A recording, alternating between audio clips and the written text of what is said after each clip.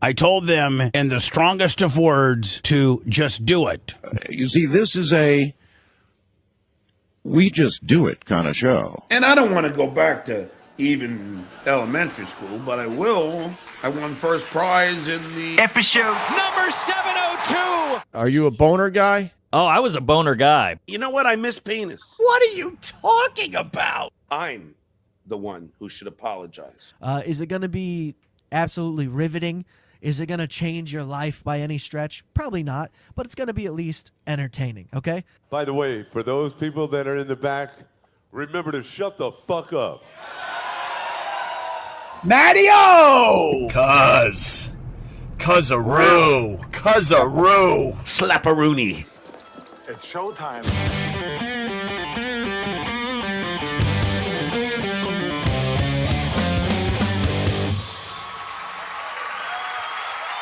WATP. WATP.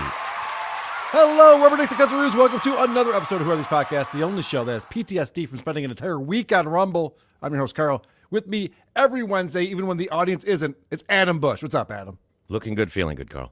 Producer Chris is here as well. Hello. Please go to whoarethese.com. That's where you get our email address, voicemail number, link to our subreddit, link to our Discord server, link to our merchandise, link to our YouTube channel, and that link to Patreon and Supercast featuring two exclusive bonus episodes every single month. I recorded one with Blind Mike earlier in the month, and then we have another bonus show coming up this Sunday. We'll be recording another installment of Living in the Past with Stuttering John Melendez, where we explore John's podcast from 2017 and his one from 2018 and other various appearances that John's had prior to the Dabbleverse. Fascinating to watch what that man used to be when he wasn't fighting puppets on Backyard Boys podcast. No, he's just touching the guest. Very different, yes. I just did an episode. By the way, if you go to patreon.com/whoarethespodcasts, I put in all of my appearances on the Drew Lane show. I'm on there every other week, and you get the audio feed of that. And I was on with the great Dave Landau yesterday, and we were talking about Stuttering John's new character, the Duke of Definitions. We did some Billy Burr stuff. So that's on our Patreon and Supercast feeds when you sign up and support us over there. We do appreciate that very much. Also, Hackamania 3. We've been talking about it. You know about it. Why are you dragging your feet? It's time to get tickets. Hackamania.com. Promo code WATP. Save 10% and hang out with us April 10th through 12th. Yes, I booked my flight, Melton. I was going to say the same thing. I booked my flight, Melton. Get out of my face. I will be arriving on the 9th and flying out on the 13th. Oh, my gosh. Someone messaged me and they go, the Golden Knights are playing that Monday, the 13th. And I was like, oh, I want to go to that. All right. So I asked the wife. Definitely not. She needs to be back on Monday. Did you ask me? No, I didn't ask you because we're not traveling together. So, I should have asked you. That's a good point. Would have been nice to go see a hockey game. Anyway, it's going to be a blast. Come out to Hackamania, April 10th through the 12th. Promo code WATP for 10% off. Also, we encourage our listeners, give us 5 stars on Apple Podcasts or wherever you review podcasts, and then shit all over us in the comment section. We read them at the end of the show, and it's a lot of fun for everyone involved. You can support the show tonight, and we do appreciate the support.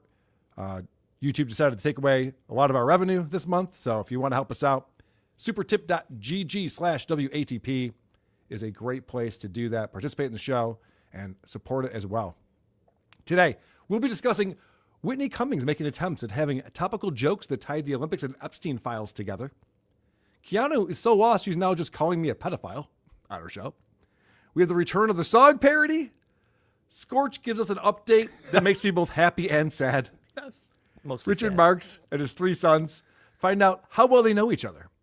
Bill Burr is losing the battle against anger management. Stuttering John had an epic showdown with Tookie on BYB. Megan brings another round of Is It Gay? The Opie or Burr game is back from Simon.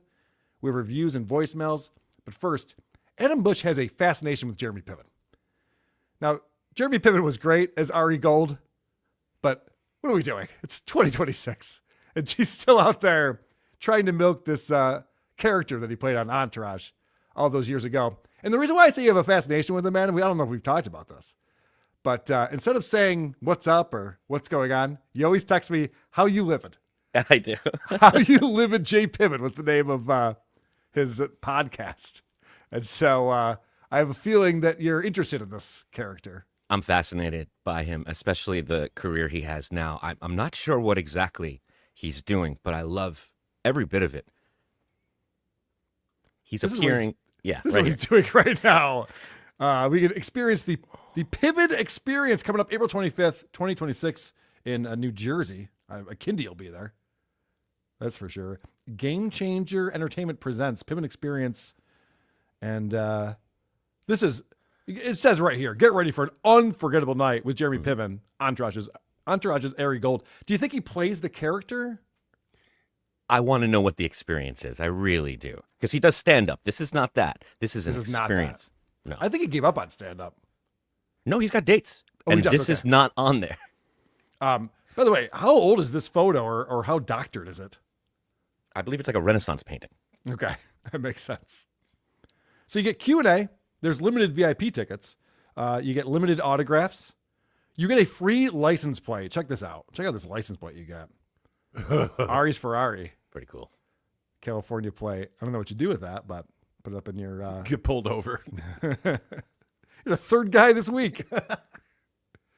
What else do we have here? VIP tickets are $150. That's being seated at the same table as Jeremy Piven. General admission is $110, but you do get a meet and greet and you get a photo taken with Jeremy. Mm-hmm. There's a cash bar available. Listen to these entrees: salmon, black Angus sirloin steak, chicken parmesan with linguine, penne primavera. There's a soup of the day. There's a salad. Desserts included. This is wild. Salad? This is great. Mm-hmm. This is very exciting. And I expect that I'll be paying for you to go to this, Adam, and you'll be reporting back You'll to be us. flying me into Deptford. I have to fly direct, and I had a I'll be feeling. going to the show. Coming back with a license plate.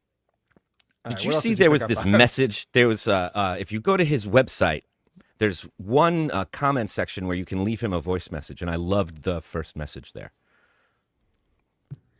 Oh, Jeremy, I have important questions. What is the soup of the day on your day? And is the food also included in the price of admission? And why is the Adelphi nowhere on your website? And what other special perks will you get for VIP? Thank you. God bless you and farewell. That voice sounds familiar. Who is that? Is that your wife, Adam? No, oh, I wish. I'm not that funny. No, I didn't- love the first question. What's the soup of the day that day? As if Jeremy Piven would know. Yeah, I actually talked to the chef, and what we're doing is a cream of broccoli. Cooking up some hours in the kitchen. well, it's such a great burn if they're kidding, and it's an even bigger burn if they're not. Yes. And she's not. That is a good point.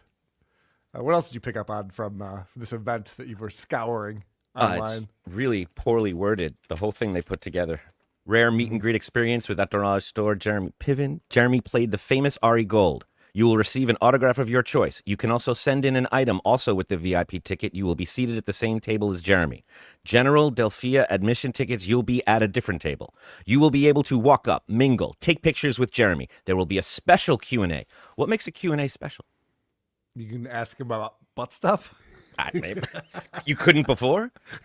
I'd feel weird about it, but this one's special. All right. Everyone who purchases a ticket will receive the license plate. I mean, they're sold out of the VIP tickets, and there's a few general left. Is that true? Yes. They're actually killing it on this? It is a big hall, like where you would have a wedding. Everyone wants to sit at the table with him That's what they want. and share soup. No shit. That's the experience. You gonna finish that? Wow. Well, so I guess we're probably gonna miss out on this one, right? I don't think I'm going to make it. Honestly, Yeah. now that I'm looking at it, I didn't really enjoy the choice of entree. I just want to know what he's doing. Like, what is it? Who is that for? This company does a lot of those Sopranos dinners. That I understand a little more. It's themed like that. Italian restaurant. You're hanging with them. I get that. Jeremy Piven, how you living? What's he doing? I don't know. I thought his character was fantastic in Entourage, but I don't need to hang out with that guy. He's actually kind of a douche. Don't know what we'd have in common or talk about. Right. Yeah. What would you talk about with him? I had a friend I worked with who was a huge Jeremy Piven fan. I went to go see him at was it stand-up or was it a meet and greet? I think it was at the Comedy Club. Yeah, he does a lot of that. But my buddy brought some artwork that he had custom made for Jeremy Piven. I saw him the next day at work. I was like, oh, did you get your artwork signed? Because I thought for sure he's going to have a story like, yeah, he's a fucking dick and whatever.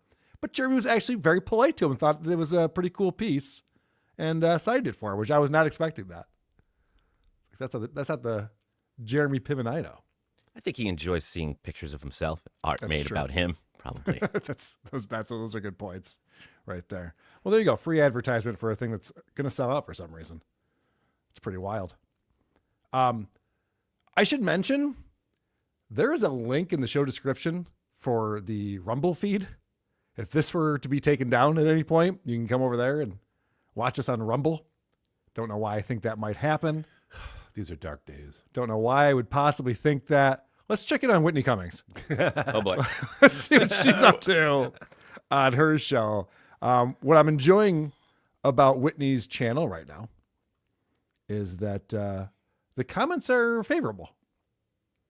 This is her latest episode, number 330. 555,000 views from 2 days ago, 178 comments. And we have Nitrohawk saying, who are these podcasts? It's a hilarious show. Whitney fears Tookie. Not even Mario Bosco flagged WATP. WATP. As a WATP fan, I just wanted you to know we didn't forget. I'm just here to comment WATP. Wow. We're getting a ton of support, and we appreciate that, of course. If you want to see the Whitney Cummings video that got us taken off of YouTube for a week, it is up on our Rumble channel. So head over to Rumble, check that out. You can see how horrible, all the harassment that was involved in that. It's so silly. But we appreciate the support, guys. And, give her some shit. She deserves it. She's a comic. She shouldn't be so easily butthurt and offended. And also, as we learned from a guy named Stuttering John, responding with striking and flagging is not a long-term strategy you want to employ. Things will not go well for you in the long term when you do that. At the beginning of her show, she was promoting her comedy gig. She's got one coming up in Philadelphia. And I thought this was an interesting question that she posed. Pennsylvania. Look, guys, will I do comedy when I come to Philadelphia on April 3rd? I'm going to say no. Why start now? I'm going to guess there will not be any comedy when you go to your Philadelphia date. All right, let's get into the Epstein hot takes. I don't think she comes to her show prepared. And it concerns me. She thinks she's just going to be able to riff and just off the cuff, just boom, boom, boom, boom. And we always say this, the Tim Dillon comparison. Tim Dillon makes it look like he is sitting down with a clean slate and just riffing. And maybe he is. I have a feeling that what he's doing is paying very close attention to stuff and maybe even writing down some notes, maybe having some thoughts and stuff like that. Notes? Looking that over before the show, because Tim Dillon seems like he is on the ball. He knows what he wants to say and he's ready to say it. And he gets into these topics so smoothly. Not so much with Whitney Cummings.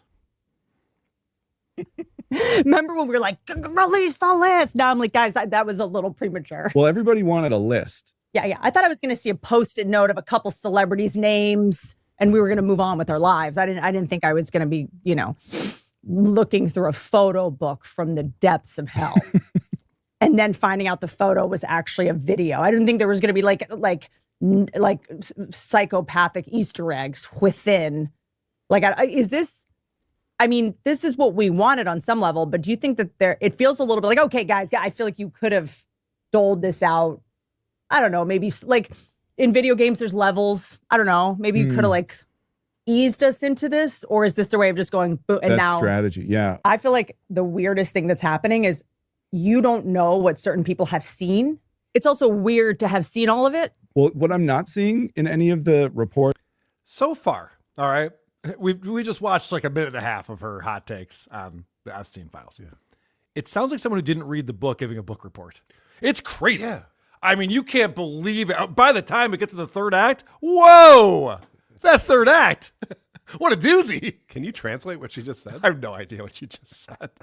It's so stupid. It sounds like she does not know what she's talking about. Am I playing this at normal speed? I am. Wow. I thought for a second I was playing it at sped up speed. It feels like it. It feels like it, right? It's uncomfortable. Mm-hmm. It's manic. Yes. or people that have looked at it and are sharing things is there's almost no security footage or hidden camera footage from any of his properties. Because there's like DVDs and everyone's like, we don't know how to bump this out to a JPEG. Yeah, totally. What? Because there's DVDs, we don't know how to bump this out to a JPEG? I'm still hung up on in video games. There's levels. What the I know. fuck? I right? What is she talking about? I don't want to play this video game. I think it's like a. Sorry, go for it. It's like a buzzword of villainy. It's like a buzzword of villainy. Every time they start talking about levels, you know they've gotten to a place of no return. Pat, at least, the producer, the sidekick, whatever his role is, at least has a take. Yeah, there's all the security footage, and we never get to see any of that. There were cameras everywhere in all of his residences. Why isn't that getting leaked? And she just sits there and just goes, can you believe it? We thought there'd be a list, and then there's files, and there's JPEGs, and DVDs. She has no idea what she's talking about. We need Pat. Pat. All right. So I think that was a joke about the tech thing, because she made that hilarious joke about ripping a DVD to a JPEG. I don't think she knows what she's talking about.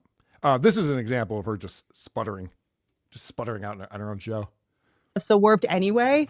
But yeah, dude. I mean, I look at that girl who used to be like, release the list, and I just send her love. It sounds like Frenchie Hannah. Yes. Yeah. So anyway, we read the receipt. I'd love Frenchie's take on this. Yeah, me too. She didn't know how good she had it. We didn't know how good we had it when they were not releasing the list. Remember when we thought it was going to like fix everything? It was like, for me, it was just like, just release the list and water under the bridge. Like, I don't know what I thought, it's like, it was this ultimatum that I think for some reason we just were like, yeah, release the list. Justice will be served. Now I'm like, are the Amish taking on people? Like, can I just go?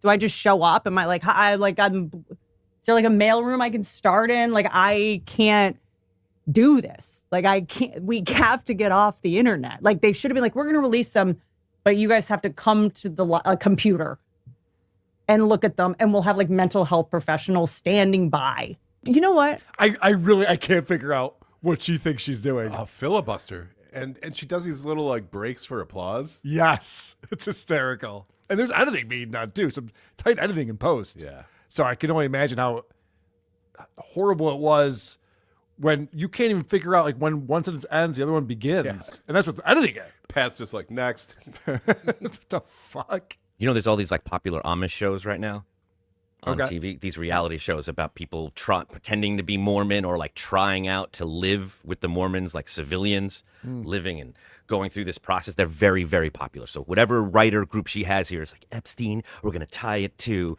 I just want to go to the Amish. That's the popular reality show. Go, Whitney. And she's like, I got this. And then she just falls down steps until she's in Amish country.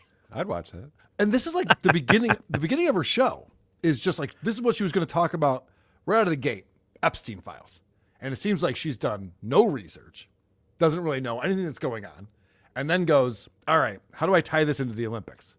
Because those are the two big things that are happening right now everyone's paying attention to. So let's see how she does trying to tie in Epstein and the Winter Olympic Games. I never thought I would be so relieved to see like the jocks during a time of the most apocalyptic revenge of the nerds madness. It is kind of nice to see some jocks, some guys. This is like Bill Burr territory. So she's mad at nerds now. Guys that like did get laid in high school. Okay, so I think it's funny to say, okay, these are the guys who did get laid in high school. These are the jocks. And I'm not a big fan of the Olympics. I'm watching the hockey, of course, but I'm not a huge fan of the Olympics. Let's see what she gives as an example of a jock who got laid in high school. Like throw women in the air on ice instead of into tubs of sulfuric acid. Those guys did get laid in high school, Whitney, but not like you think. The figure skater dudes in high school. Yeah, they were under the bleachers with each other, but I don't think it was as macho as you're putting it out there. At least she made a sulfuric acid reference. That's something. Sure. There you go. Way to tie it in a little bit. So then she starts talking about the coaches. She's like, I really like the coaches in the Olympics because here you have these grown men and they're not fucking the teenage girl, they're coaching them. And it's great because you can tell they're like mad at the teenage girl for not performing well. It wouldn't it be great if Epstein and his buddies didn't like teenagers and were yelling at them? This is the hot takes that she's going through. Just trying to summarize so we can get to the next portion of the jokes talking about coaches and coaching. It's pretty hilarious. It's like these coaches, they're like, can you just dunk, please? You're like, I'm in middle school in Tampa. None of us play. Like, what are you we just don't have a ride home. We don't want to play basketball. We want to go make out with our history teacher. My parents work late. She's game. Yeah. Like, what are you talking about? Like, this isn't, you're not Rudy. You're not an Antoine Fisher movie. Like, I don't know what to tell you. She really thinks she's doing something here. Yeah. She thinks that like people are coming along with her. They're just like, oh my God, stop it. Make out with her history teacher. What? Come on. Wait, give us a break for a second so we can catch up. It's too much. It shows you how she has no one around her looking out for her. Because after that whole Miss Rachel thing, where she free associated about her and got in trouble, nobody has told her to calm down. Nobody has said maybe just pull back a little. Well, it's the funny thing is with Whitney, and I watched her show in the past. It didn't used to be like this. She's obviously trying to do something different. She thinks that this is what's going to get her ahead. And when we watched her write those roast jokes to roast 2025, that was embarrassingly bad. And that was like written out, scripted stuff that she sat down, she picked up a pen and actually wrote these jokes. And it was really just awful. And then she does this kind of stuff where it's just kind of free form, whatever she comes up with, she says it. Maybe she should go back to talking to her friends. Yeah. Just go back to an interview show where you just kind of shoot the shit with somebody. You know, you can bring in your husband and try to pretend that he's up to no good. She's incapable of listening. She can't stop for a second. She's always actively doing something very intense. Yeah. All right, let's try to connect the Epstein files to the Olympics one more time. I think she can pull it off. Hey, the Olympics the injuries did used to freak me out. Like the Winter Olympics, I used to not be a Winter Olympics person because I'm so scared of like seeing just like a grotesque, horrible injury. But in the context of the Epstein files, it's kind of a blast. I sit down, I'm like, let's go, you guys. Like maybe we're going to see a kneecap just slice someone's neck open on the luge. Douche chill. A kneecap slice someone's neck open? Do you know how kneecaps are shaped? I do. Yeah, you can skip them on a pond. Slice open necks. I feel like my brain is so broken at this point after. Yes, I do too. You know what I haven't addressed yet? Is it Ash Wednesday? Is that why she has the thing on her? Because it seems like it's low. It's like on the bridge of her nose. She's got a thing right there. Is it Ashley Cummings Wednesday? What's going on? Looking at the Epstein files, I was like, today is Ash Wednesday, right? I'm not making that up. Chill. All right. All right. I'm asking a Jew, and all right, never mind. What? Huh? What? It is Ash Wednesday. Thank you. Okay. I knew yesterday was Fat Tuesday. That's all I know. like, Lindsey Vonn broke another knee. Zoom in. Like, I'm literally like trying to see the injury. Like, I was like, we all have some good news today. Lindsey Vonn's never gonna walk again. But it was her idea. She has agency. She did it. At least she did it doing what she loved. See how she did that, guys? You didn't think she was going to bring it back to the Epstein files, but she did, because of all those little girls who were getting raped. So there is an art to this. It's really amazing, isn't it? She's able to do that. Asking questions about the Riyadh Comedy Festival was not appropriate and not cool, but these kind of reaches are just all in the name of good fun, I guess. Good point. Now, I don't know who this song is about. I don't want to get anyone upset with me for having this song on the show. So there's no names mentioned in this song. Ed, the editor, put this together for us. Her kudos dry, so she threw a fit and made the YouTube gun. Wednesday stream brought to its demise demise thanks to this crusty bean. Jack Skellington, who knew this funny girl was so thin-skinned. A monologue saying that we're racist if we disagree. Fuck YouTube. Rumble held it down with mediocrity. Don't let her win. Someone call her OBGYN.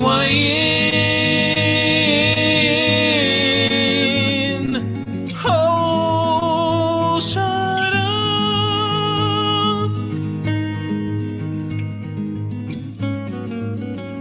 We have a lot more to get to on today's program. Thank you for being here. We're going to be talking about Keanu is getting real personal now, calling me a PDF file when I'm a JPEG. Also, we're going to get into, for some reason, Adam was checking in on Chad Zumock. We'll talk about that. Scorch had a big announcement, and our buddy Scorch made me very happy and very sad at the same time. Richard Marx and his kids had a Q&A to find out how well they knew each other. Bill Burr, he's still fighting that anger management thing. Got that coming up. Stuttering John versus Tookie.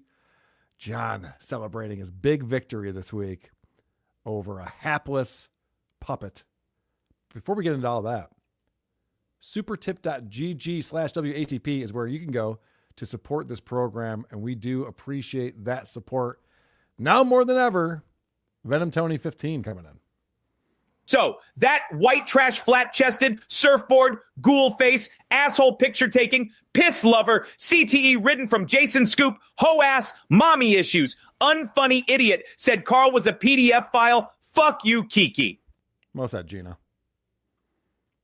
Also, guys, sorry for so many super tips, LOL. F. Mary Unalive, Dawn of the Dead, Osa, Kiki's Crypt Keeper Mom.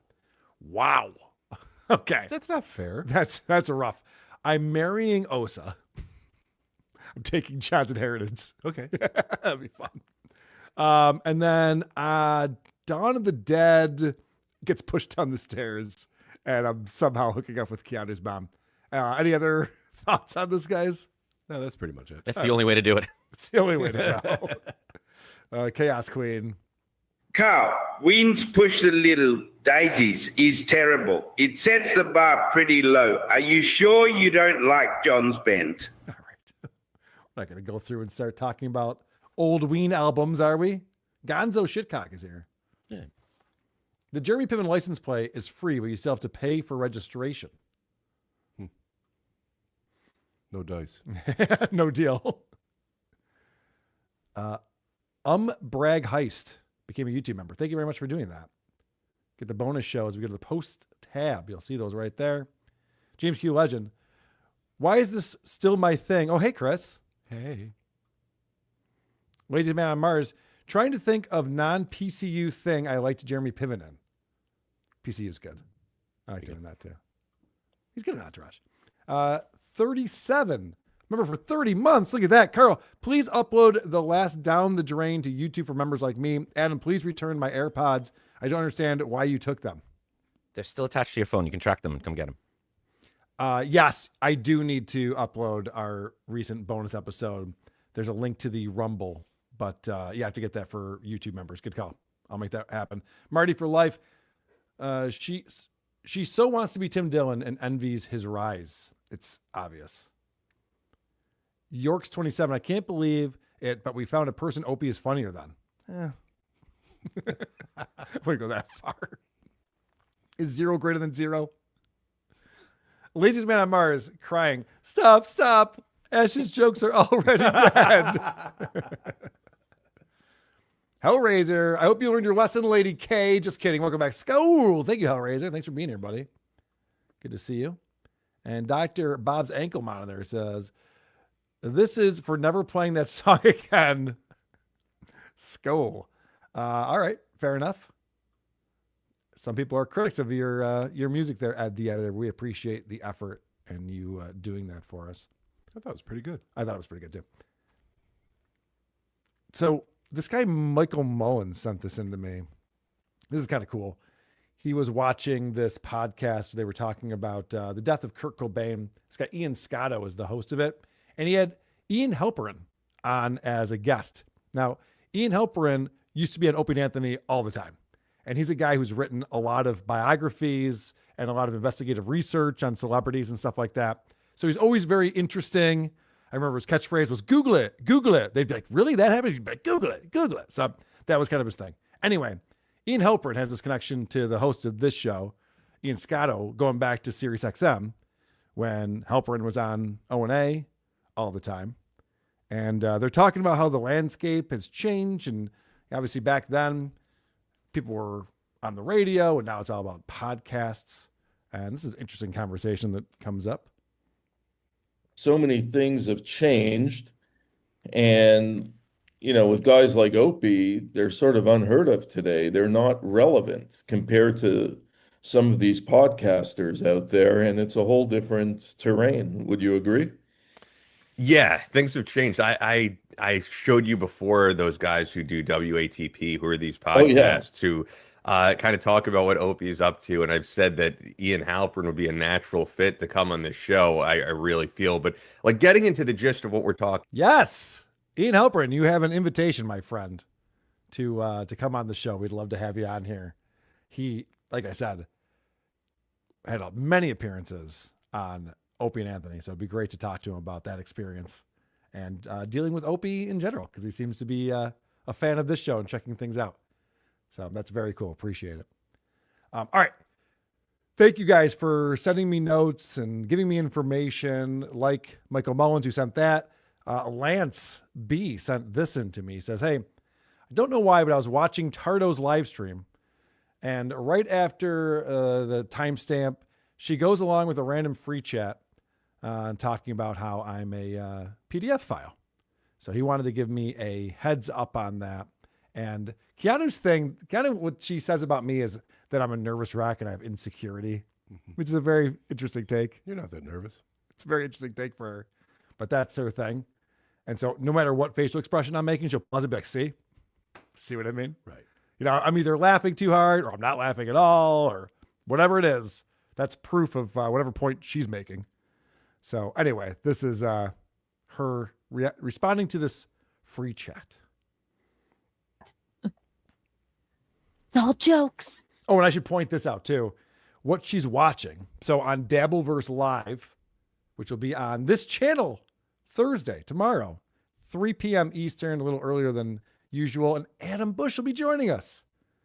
It'll be Adam, Blind Mike, and myself on Dabbleverse Live. A lot of things to get into for our weekly Dabbleverse news roundup.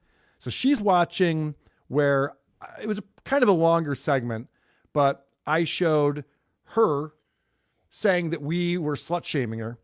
And then I showed the clip where Lucy was on with Husey proving that we didn't.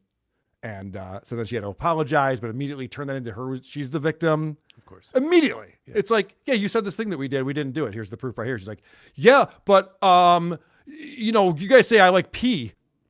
Well, you guys say I like getting peed on. It wasn't arbitrary. Right. Yeah. It came from somewhere. Anyway. So that's what she's watching right here.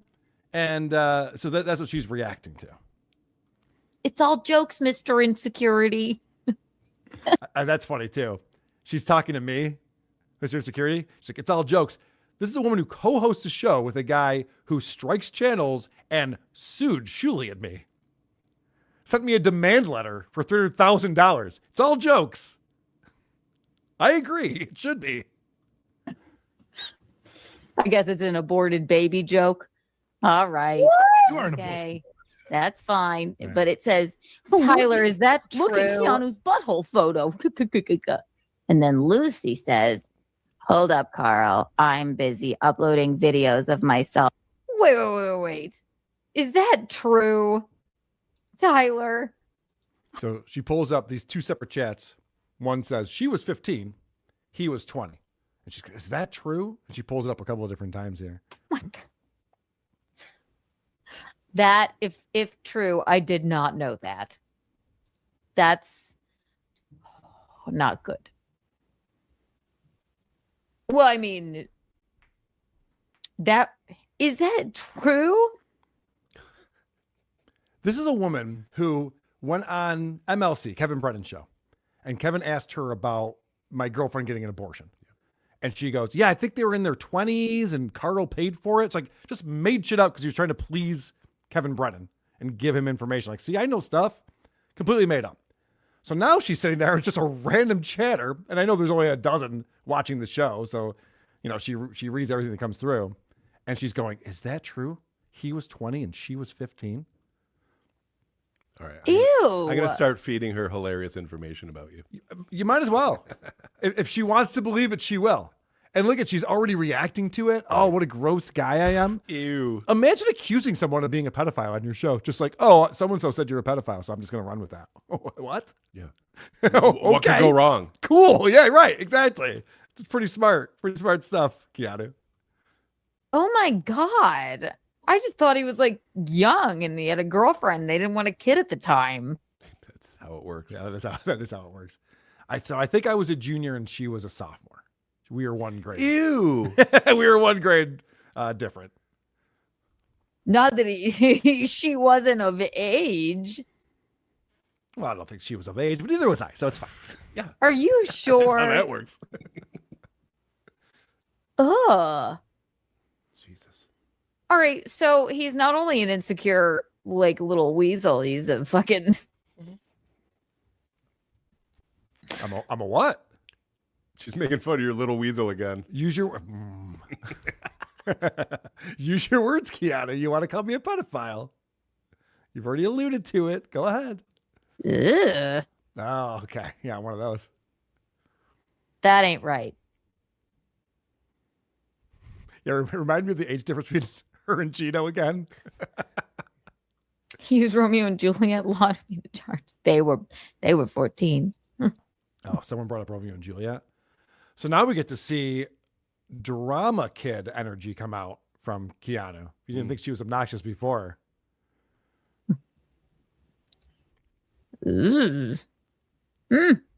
Well, she made worms meat of him. He has worms feet for feet. What light through yonder club foot breaks? It is the east. And my underage girlfriend is the sun. Just do it. I mean, it's insane. This is more of a word salad than Whitney Cummings. It's wild that she thinks she's a comedian. And when John's like, "You're funny," she's like, "Yeah, I know." I didn't know that part. Okay. You still don't, idiot. It was a free chat from a rando. And she's like, "I can't believe it. I said it a bunch of times in a row, so I guess now it's true. I made it real." These fucking idiots all do this to themselves too. It's because they hear themselves repeating it and they're like, I've been hearing this all over the place. People are saying that Carl was 20 and she was 15. I keep hearing it over and over again. I want it to be true. Fine, it's true. Yeah. Click your heels 3 times. I mean, yeah, I'm pro-choice. I just thought everyone was of age in the situation. That's not good. Okay. Well, of using sex toys. That's to why my he looks so Patreon. mad. She goes, "That's why he gets so mad." Remind me what I get mad about again. Everything that she talks about with me is information that I gave her. I talked about the abortion. I talked about how I was born club-footed. Yes. These are not things people discovered. I'm like, God damn it. How'd you find this out about me? Gotcha. Yeah.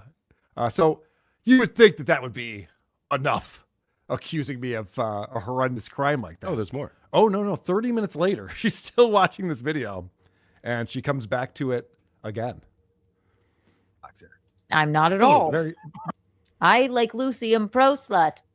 No harm, no shade, no foul. I'm pro-choice, too. Didn't realize that allegedly you were with an underage girl. I didn't know that. If true. Pro-slut, no slut shaming here. It's you that makes fun of me all the time. Oh, okay. So now we're going to turn into she's the victim. Mm-hmm. This is great. I'd love to see a compilation of all the times I've slut shamed Keanu because I never do that.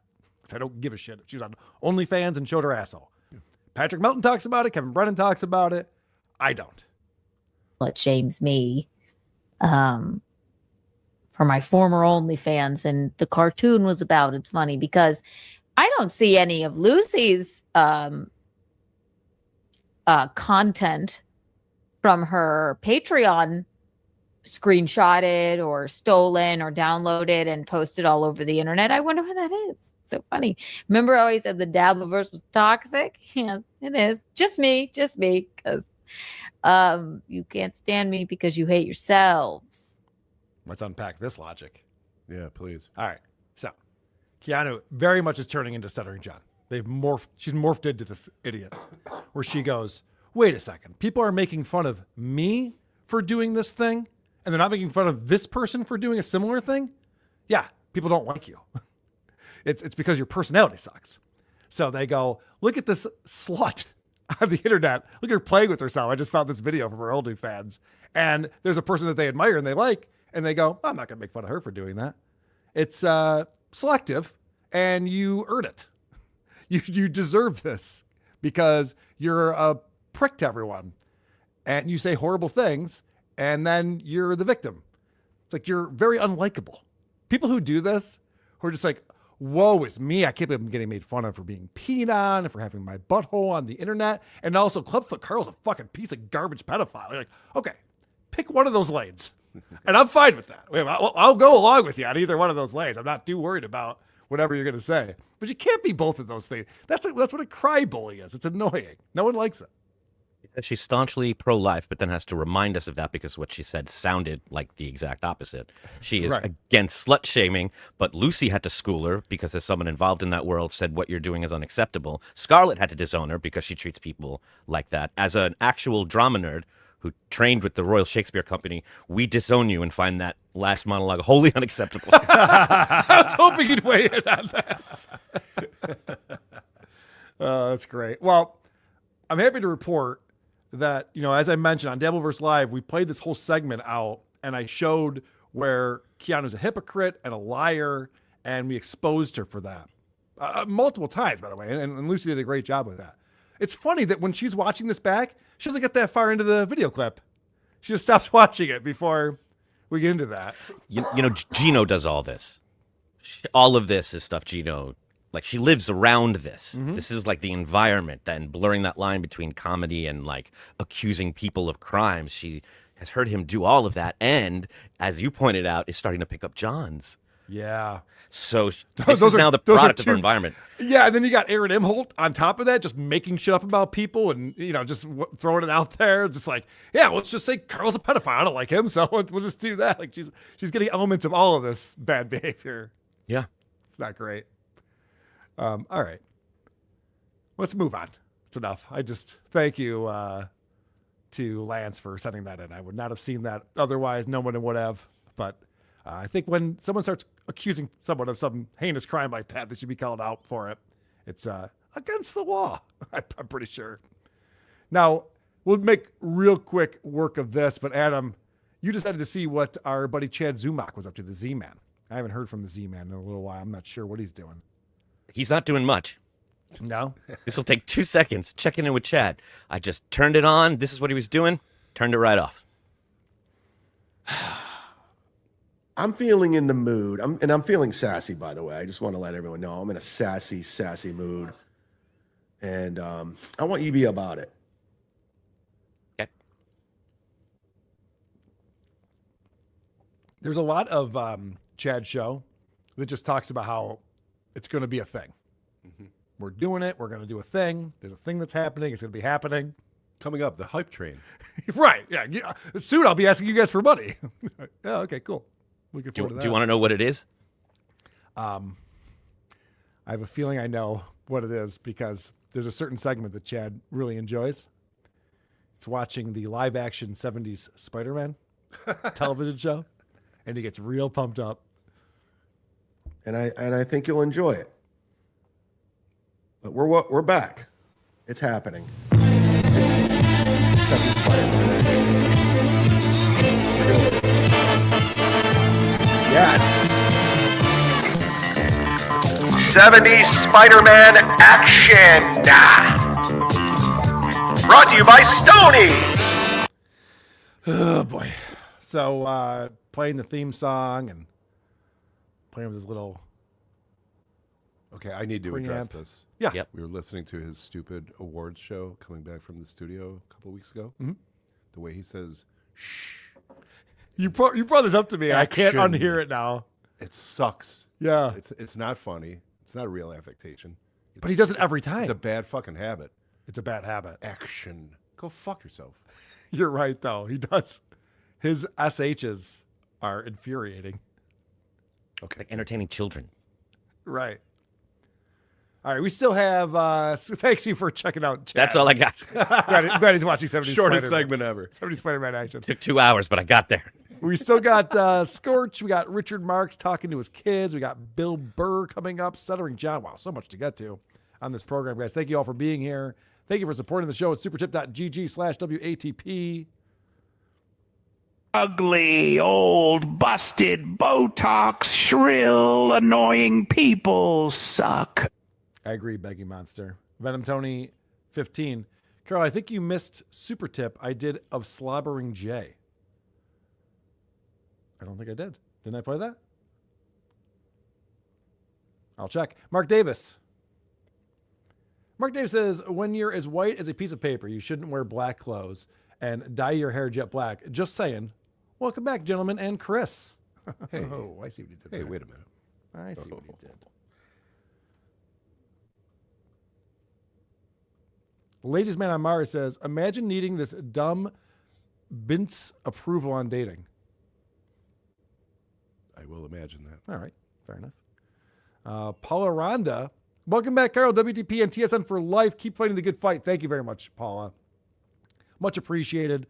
I know TSN is still getting struck nonstop, and it's not cool, as the kids would say.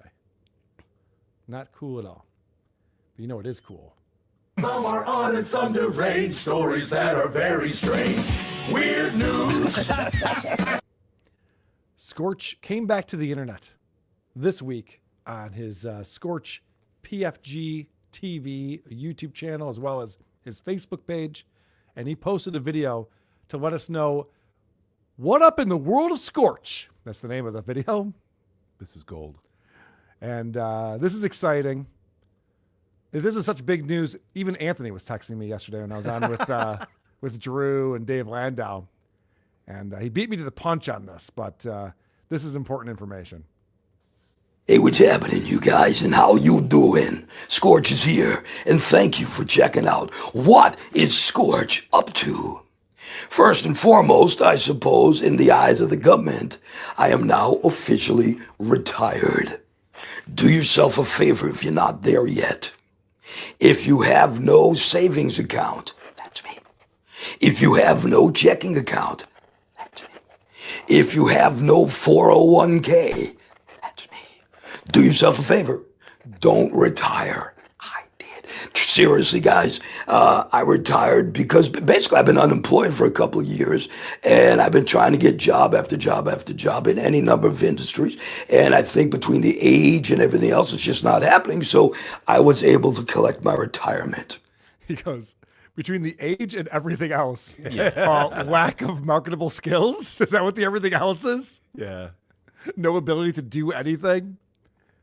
How is it possible? This guy's had a whole career in radio. He's jumped from market to market. He made it all the way to Eau Claire, Wisconsin. He doesn't have a 401k. He's never had a checking account. But he's always announcing something big is coming up. I know. That is exciting. Something big is coming up. Adam, what do you make of this? Why is this guy, how does he have nothing to show for his life? I mean, this is a cry for help disguised as updating us on news. It's surprising to me because we make fun of Scorch for being a terrible broadcaster, which is fun. Yeah. But then when you find out that he doesn't know how to be an adult, it's like, wait, what? You didn't save any money? You don't have anything to show for being a morning jack for all those years? Yes, this is a 7-minute video of him being a child. Yes. Asking for help from us. Well, yeah, we're going to get there. Let's talk about the income that he's got coming in now. I am now living on an before I get into that, though. So this green screen setup that he has is pretty wild. He's on this giant set with the breaking news video monitors behind him and the big city in the background through the window. Studio? No, he couldn't even pay for the non-licensed version of this because it's all watermarked. All over it. It looks like shit. Thought it was raining. I am now living on an extremely fixed income, which brings me to... By the way, extremely fixed is a very weird way of saying no money's coming in. How fixed is your income? Oh, it's extremely fixed. What? I am now living on an extremely fixed income, which brings me to one of my side gigs. That's why I'm here on the social media saying follow and subscribe.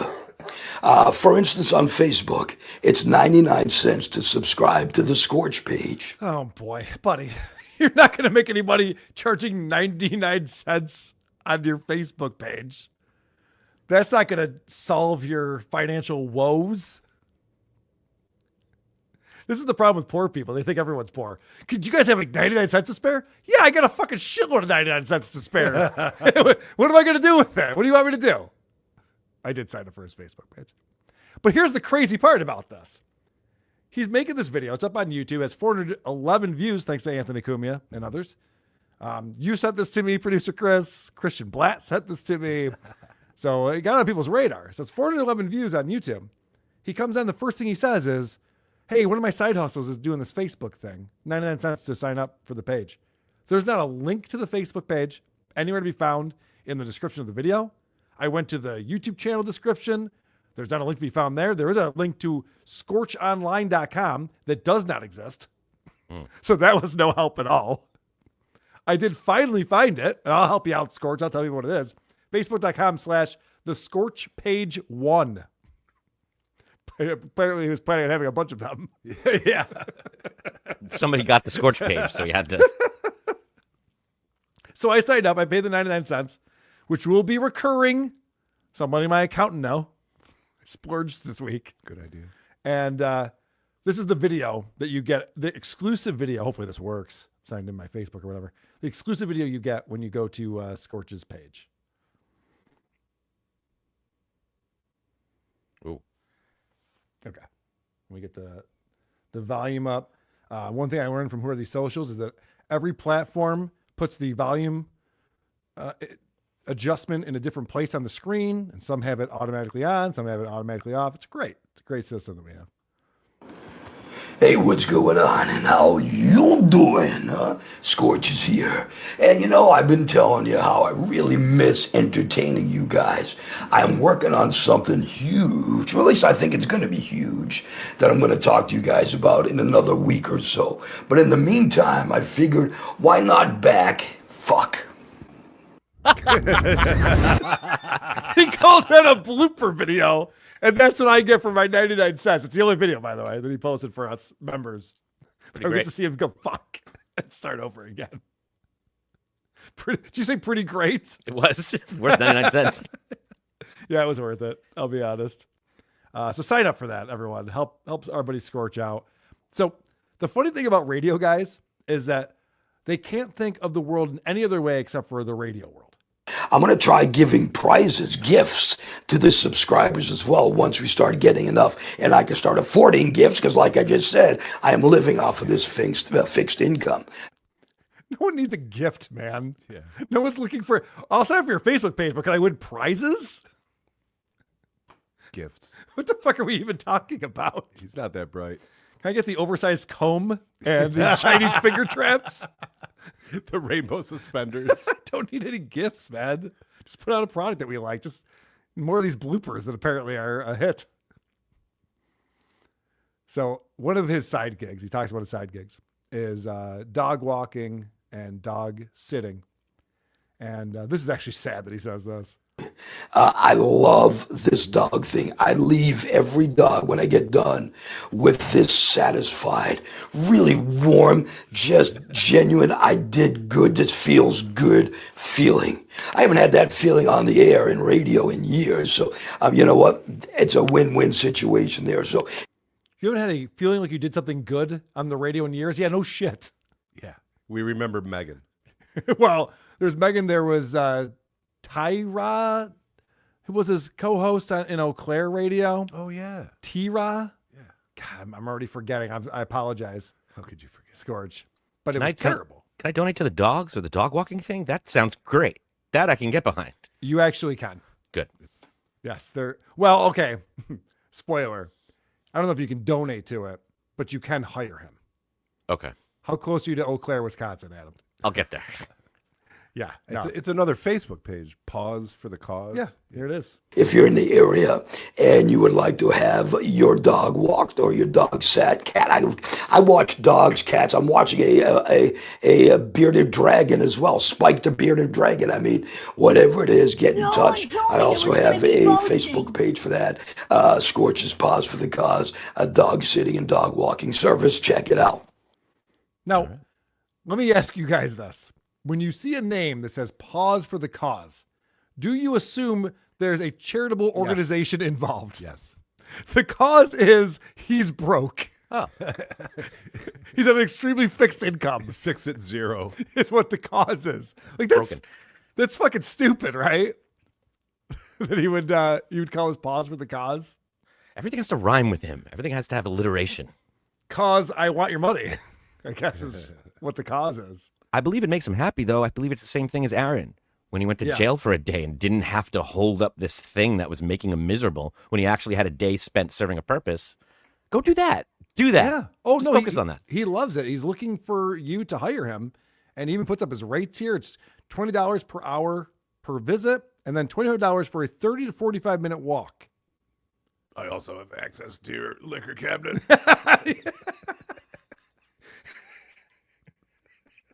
Good point. Scorch does like drinking.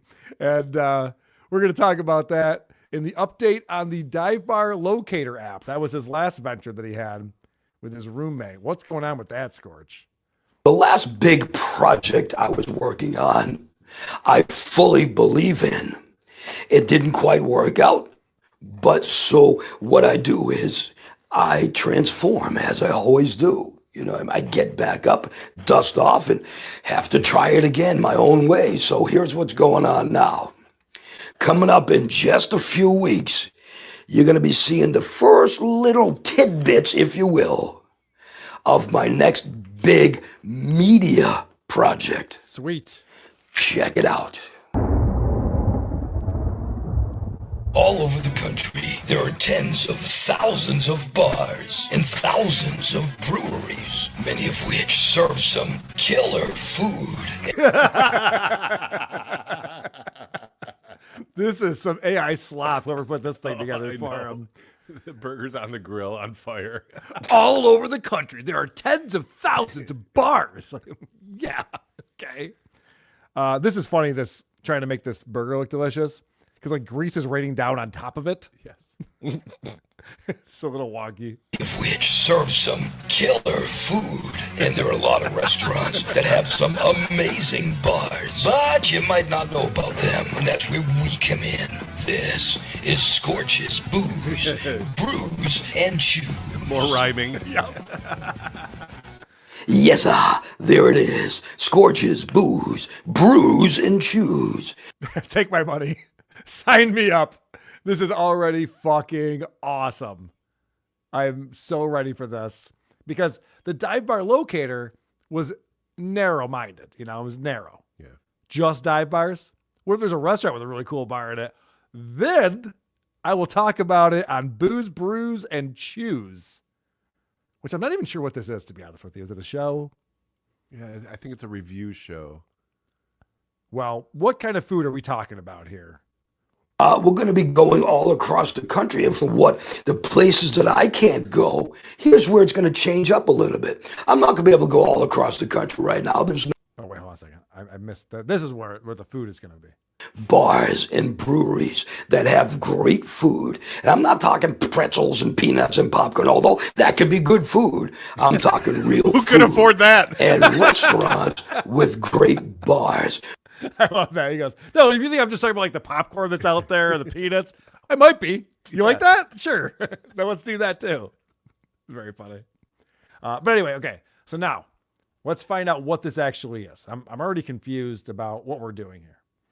We're going to be going all across the country. And for what the places that I can't go, here's where it's going to change up a little bit. I'm not going to be able to go all across the country right now. There's no way. I'm going to be looking to you to send in videos, you and your friends. I'll have a certain amount of criteria. I'm going to have a certain format for the video.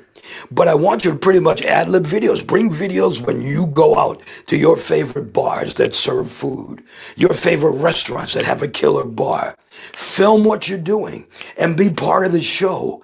And then you guys, the nationwide audience, will be the co-hosts. Hold on a second. I think he's trying to get us to do his work for him. It sure sounds that way. Doesn't it sound like that? I don't think I'm gonna... But co-host, he says, huh? I like the sound of that. Honey, I got another gig. It's me and all my pals. I'm in show business. You won't believe it. But what if I only want to film dive bars? I think you can get away with that, Adam, as long as you know a friend who will go into the restaurant that has a nice bar in it. Yeah, okay. I was thinking he made it to a few dive bars. Right. He has to crowdsource this. Oh, yeah. Well, I love what he says next because I feel like this is a legal disclaimer that he had to pop in there.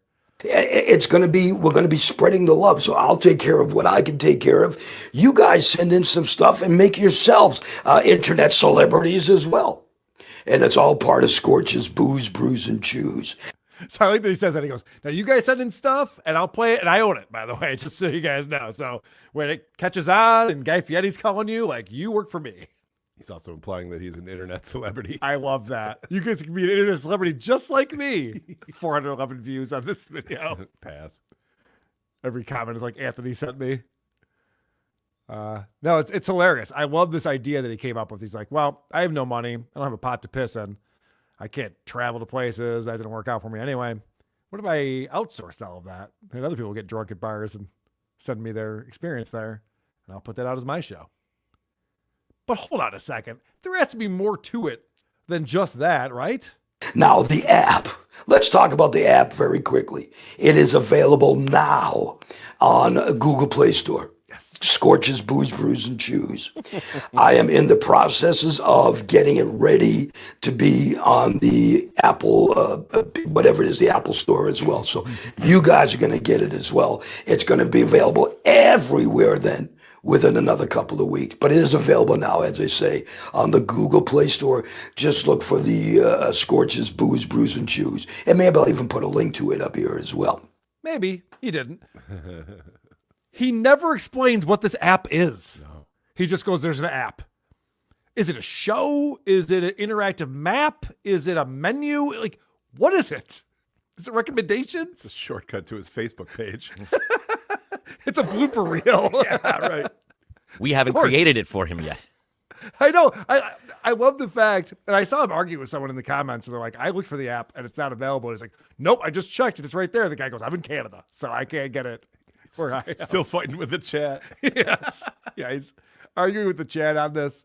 I thought that was the funniest selling point ever. And there's an app for it, too. Okay, I got a lot of apps on my phone. What does this one do? Unknown. Kids love apps. Yeah, exactly. That's all he knows. You guys like the apps, right? All right, so ready for the sales pitch now? Now that we've gone through all of this, we've hung with him through all this time. We're all excited about this new venture. We want to drop the dogs off at his house. Let's see what else we need to do for him. When will Scorch's Booze, Brews, and Chews actually kick off? I'm still trying to get equipment. Okay, that's why really I'm asking you guys for the help on the Facebook page and whatnot, and the YouTube channel. And that's why if anybody wants to help with any sort of equipment, all I need is a new computer, I need a desktop and a laptop, and I just need like maybe 2 more cameras, if that. If anybody wants to donate, if anybody wants to PayPal me or Venmo me, I'll put that link somewhere in here as well. If I don't do it in here, just get in touch with me, and I will give it to you personally. So he's so bad at asking for money. I swear to God, I spent a good 7.5 minutes just trying to track down this Facebook page I can give 99 cents to. It was so difficult. And then he's like, or you could just like PayPal me money. Give us your PayPal, idiot. Say it. This is amazing. So he's got this idea of this thing he's going to do. We're not really sure what it is yet, but whatever. We're going to do the work for him. And we're going to give him money so that he can buy the equipment that he won't need because we're doing the work for him. Or donate the equipment. Or give him the equipment directly. I like that he said, I need a laptop and a desktop. Oh, yeah.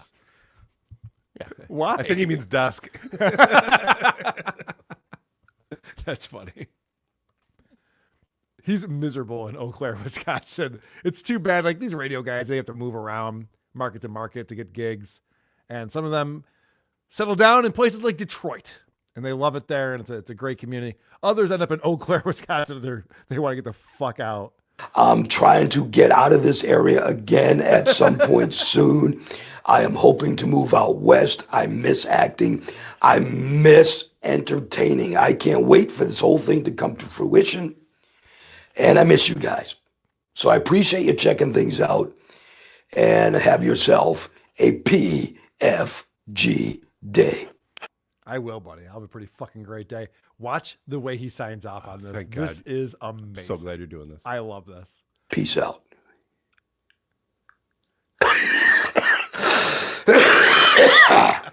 What the fuck was that? Oh, yeah. He's like, hold. Yep. And God, that took everything out of him to do that 5-minute video. He almost died turning up the camera. So much production in that where he's like, take it away. And all of a sudden the video comes in. There's AI slap and all this shit going on. And then it melts behind him and stuff. He couldn't just edit out the end. I know. Just edit out the part where you're dying on camera. I was so puzzled by that, but so glad that he left it in. Yeah. I also love that he's just like, I'm going to move out west because I like acting. Is that how that works? Adam, you would know. You just move out west, you start acting? That's what happens. Oh, okay, cool. Maybe I'll do that. He said all of it. He said he's retired and he's done and he's looking to just chill and walk dogs because that's what makes him happy. But also, I'm starting a new venture that we have to start for him, so it hasn't really started yet. And it's also the same thing as the old venture.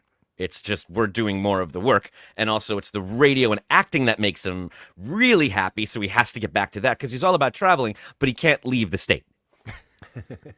Okay. It's a confusing video and I love it. It's a lot. And I went to his Facebook page because he's promoting his Facebook. He wants you to go there and engage with him over there.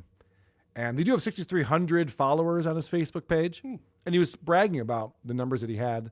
And I remember when he was on the radio, he would always have these call-in topics. And I'm wondering, like, how does he use Facebook?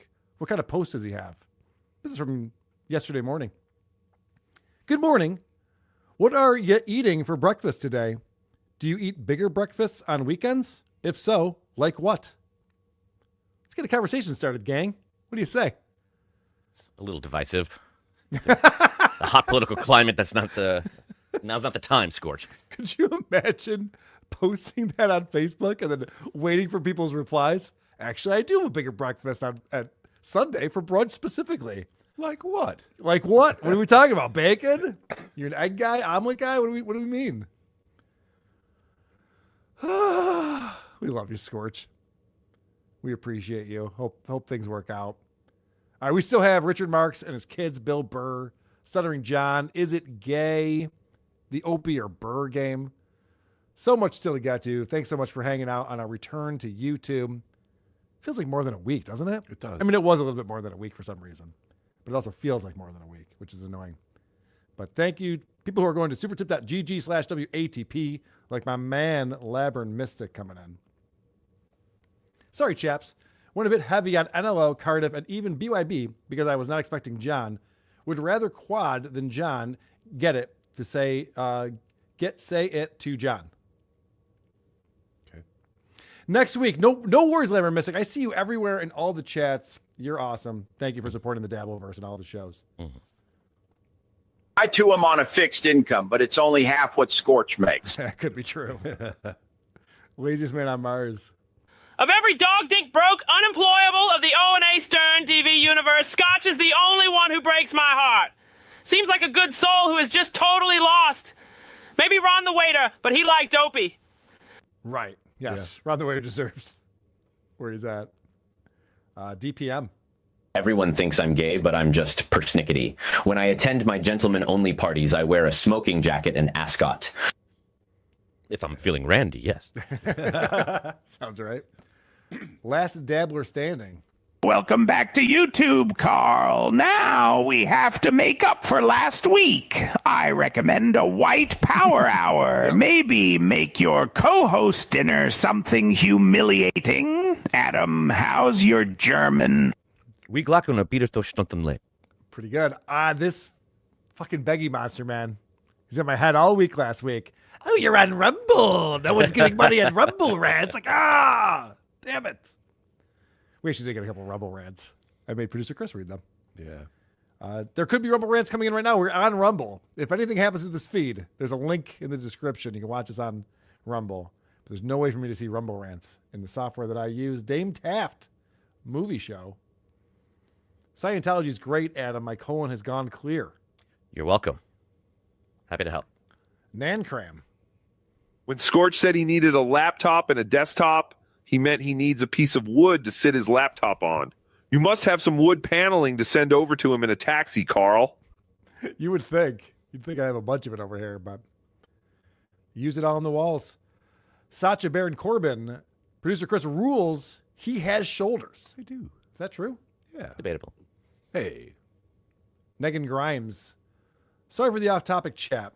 Do the Topes ever play outside of New York or Southern New York? I'm in Connecticut, and we'd like to check out the band live. Not very often, but hire us and pay us a lot of money, and we'll come. We'll travel to you. The last big out-of-town show we did was Detroit, when we played after WATP live. Yeah. And that was a huge pain in the ass. Yeah. It's not really worth it. No. But I think we actually closed that place. That's right. That place was not open the next time we went to Detroit. I was like a sponge. The mouth of Sauron has fallen on tough times. I was like a sponge. Crowbar. The burger had the bun on the grill. Yeah, there's a lot of problems with that AI, but Scorch liked it. Marty for life, $10. Adam, you are the best at analyzing and deconstructing these horrible people with surgical precision. You're a class act. I plan on listening to you and Ryder, but I'm at 4 podcasts, so my OCD might not let me. I understand. OCD is a very serious thing that you have to treat with respect. So. I already listened to 4 podcasts. I told you that. So I'm going to say next time someone tells me to check out their show. Was it 4 or 5? I can't remember. You're right. Associate producer Ralph is here to say welcome back to YouTube. For now, F. Adam, hi Chris. Hello. Does that mean Ralph's going to take us out? Nope, not. Dang Lizard. One time $25 for Play Store and $9 a year for Apple. Is that the cost of... Well, hold on a second. What? Is that the cost of Scorch's app? The booze, brews, and shoes? Come on. That's wild if that's the case. What can I do with it? You can upload your videos that we'll use for our show. What? Scorch had some notes on the last video you sent. Yeah, right. Fuck off with all of that. All right.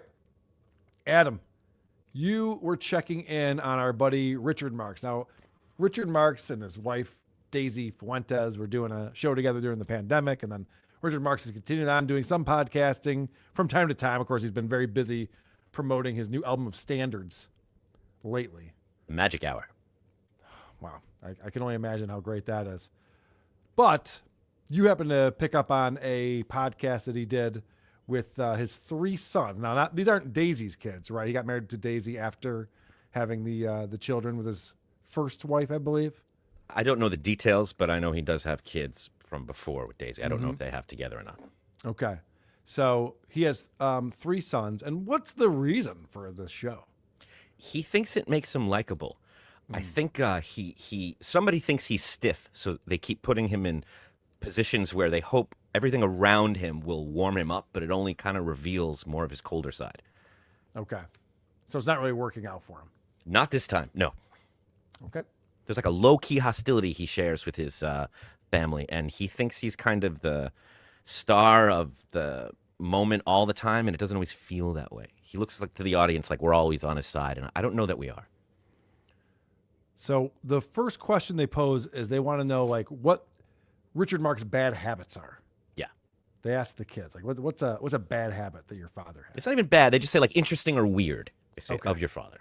Okay. They want to see how well they know of this guy. Your efficiency at sending Instagram videos, but never watching the ones that we send you. I watch a lot of them. How do you know what I watch and what I don't watch? So, in other words, nothing. So you guys have no relationship at all, is basically what you're telling me right now. Remember when we share Instagram videos and then you share them and then you don't watch the ones that we share? I don't know. So what? Who cares? You have Instagram? Who gives a shit? And did you notice how even that slight little criticism was too much for Richard Mhm. Marx, and he had to like he just took a hit. He looked the other way and did the whole fake laughing thing, and they stay father and son locked like that, like they're about to do a business deal together for most of the episode. They're very competitive with each other. Okay. Yeah, he thought that was a wild take that just came in. That seemed like it was a bit too much, but he does have a reasonable explanation that settles everything. In translation. Oh, well, sometimes I have to go and catch up with it later. Yeah, you don't do that. I do, though. Okay. He's handling this great. Doesn't that kid seem like he's hurt a little bit? He's like, yeah, but you don't. And I sent that to you because I thought of you. And you don't watch it. I wish you would. They all do, and there's this like acceptance to it all. That's very sad. That I appreciate. Yeah. And then they're like, but you're a piece of shit, so we don't expect you to do that. It's fine. So then Richard is asked if there's anything that stands out about his kids. Any habits or whatever they're up to. Let's see how well he knows these kids. Lucas's number one habit, like what he's known for, is he's the most forgetful person on Earth. I thought you were going to do the mouth thing. Yeah. Well, he does that. He started doing that when he was a baby. We just saw a picture. We found a picture of it. He's like, and also when you're talking to him and he's taking it in, he's listening. You think he's not listening, but he's taking it all in. But he's like this. I do that. His example is facial expressions. Yeah. Is he just watching home videos of when he was touring that the mom took and going like, I know this guy's personality. He makes that face sometimes. 10 years ago. Yeah. Like that's kind of sad, right? It's also the exact same face Richard Marx just made in the last clip when he was getting shit and he turned away and smirked. It's the same face. Hold on. Is this E.T.? That is E.T., right? It's mostly plastic, I think. That's dark. wild. Richard Marx's face is wild. Like, Someone's holy shit. filming this. It's not just one shot. Right. Why do they have to all be huddled together? Without a microphone. Yeah, it's a fucking laptop mic sitting on a desktop. Yes. Why are they doing that? Yeah, I'm going to go out on a limb and say that Richard doesn't know these kids at all. That's the example that he comes up with. Are you guys my kids? I mean, if it'd be funny if he's just like, well, Bill jerks off in the shower, which is really annoying. You got to do it at the end, not the beginning. And why do we have to shower together? What are you doing there? In his own way, he is, because he did take this opportunity to roast them, which I would imagine the kids were like, can you do anything but that? Right, yeah. What's the next clip here, Adam? Well, the group is asked, who is the most competitive out of all of them? Okay. Me. No. Yeah, me. Yeah, probably Lucas, yeah. Well, you. I mean, yeah. You too. Well, you're more competitive actually, than I am. he got his competitiveness from you. It's like you and then me. Yeah. Yeah. You think I'm more competitive than you? Yeah. Really? Yeah. But, And I can only say that or at with this all point, with all the love. Yeah. No. You don't lose well either. No. Oh, so I'm a loser, am I? Dude, you don't lose well is a personality flaw. You know what I mean? Like they're pointing out a personality flaw in their father right there. That's not a good thing. I love this stuff so much. It's like a simple promotional infomercial that turned into an intervention. Because it's the only time they're all together, so they have to take the opportunity. Right. All right. So let's talk more about their competitiveness and who really is the most competitive. Yeah. It's not that I don't want you to win. It's that I don't want to lose. Of course. Yeah. Of course. I get it. Yeah. I'm not a monster. I'm just selfish. Yeah. What part of that do you not understand? And famous. King. You're right. Yeah. I got you guys beat. Duh. Well, there's one question that they all know the answer to, and that is, what is your favorite drink, Richard Marx? Martini, straight up, no vermouth with olives. With a twist. Or with a twist now. Twist, yeah. I switched from olives to twist. Daisy stole olives, but yeah, that's pretty well known. They see that occur on the daily. Yeah. What time is it? This is why I was fascinated with Richard Marx in the first place, because he was getting loaded during the lockdowns and just streaming on his show with his wife. They were both wasted. What was it called? Tequila Time or something like that? Yeah. And it's tells you everything you need to know about why he's on social media ranting and raving like a lunatic into the wee hours of the night. Like he gets some booze going, and then he has to win.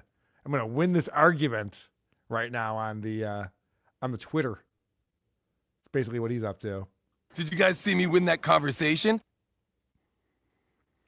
And it's easier, because they're so rich and they're not worrying for a lot. But it does feel like when Mrs. Pat would tell us about how she had to light cigarettes on the stove for her mom.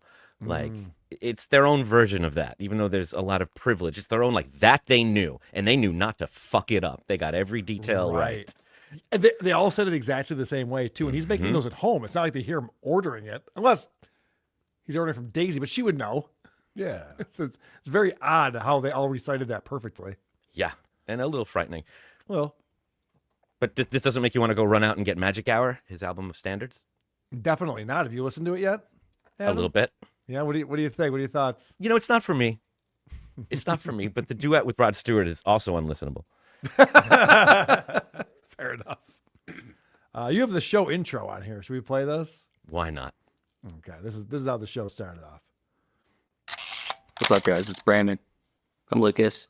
Jesse. I'm Dad. Cool. So even then, he just couldn't be Richard? They're trying to humanize him. They're trying to make him likable.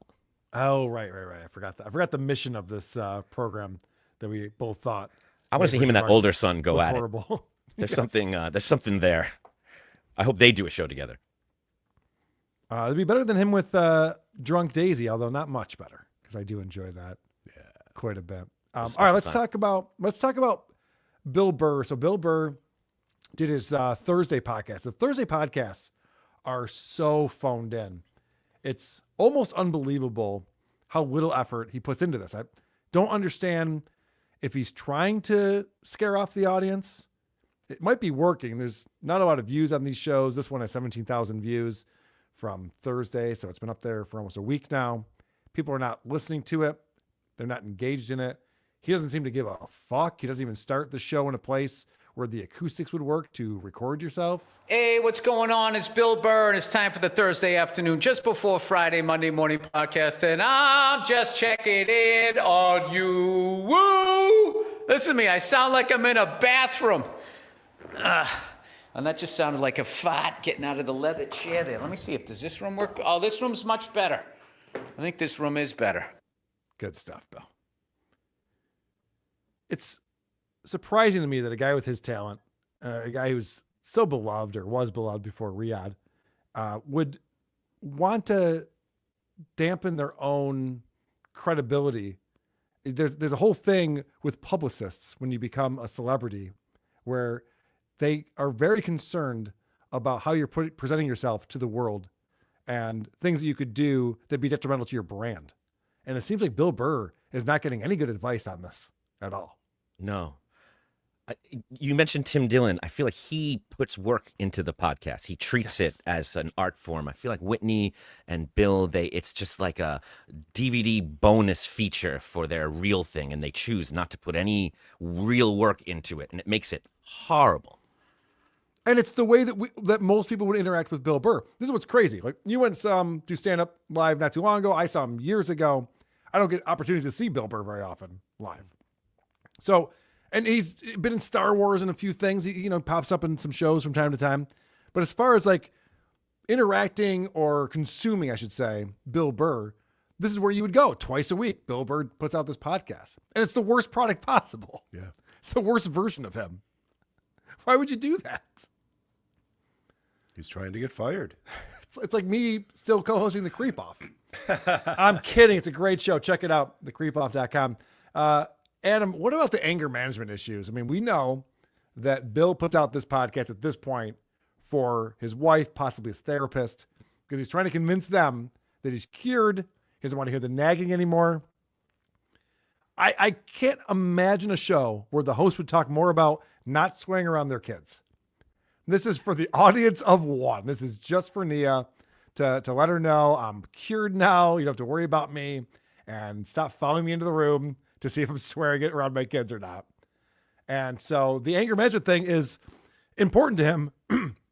He's been bringing it up as if he's a recovering drug addict. Yes. He's like, I'm 32 days without an episode. I'm 48 days without getting angry or losing my temper.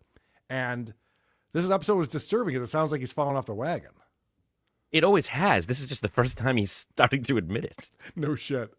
We've discovered this many times. Like, just because you say a silly word instead of a swear word doesn't mean you're not raging inside. In fact, it sounds like you are more now. Right. So do you want to start with your clip 1, checking on his anger issues? Yeah, let's see where he's at.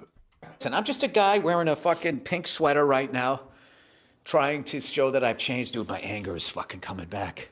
It's coming back. I gotta go do some more breath work. It's not fully coming back, but I have this really weird sort of thing where it isn't, but it is. But I'm able to kind of switch back to my new self. I just have to use those stupid, silly words. I just have to remember to be like, boy, oh boy, I'm really getting frustrated. I'll tell you, that's enough to make a fella steamed up.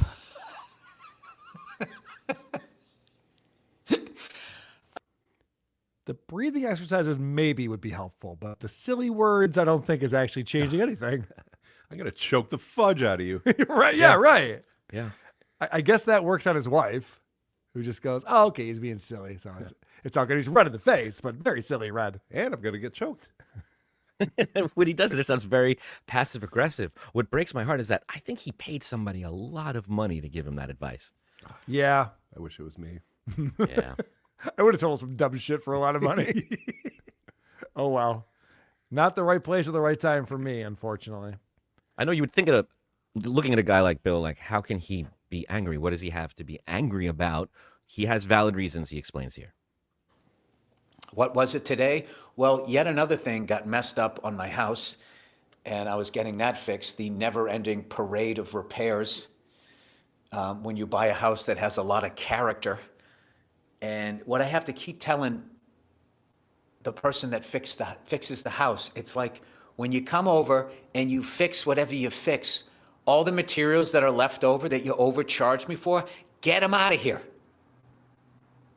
They're always just leaving all of this shit. This attracts rats, mice, rodents, varmints. It's clutter, it's unsightly. Get it out of here.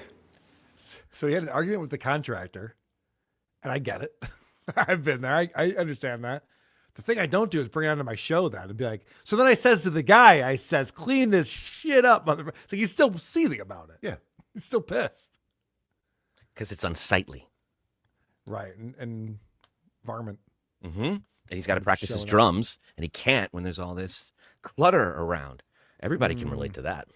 Yep. That makes sense. But don't worry, he's got lots of tips and tricks on how to deal with it.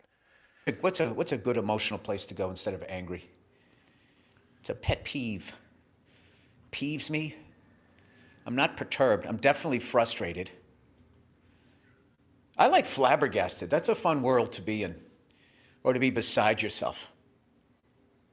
It's just not respected if you told somebody that, that I am literally beside myself right now. And then all I think is like, all right, well, as long as you're not angry.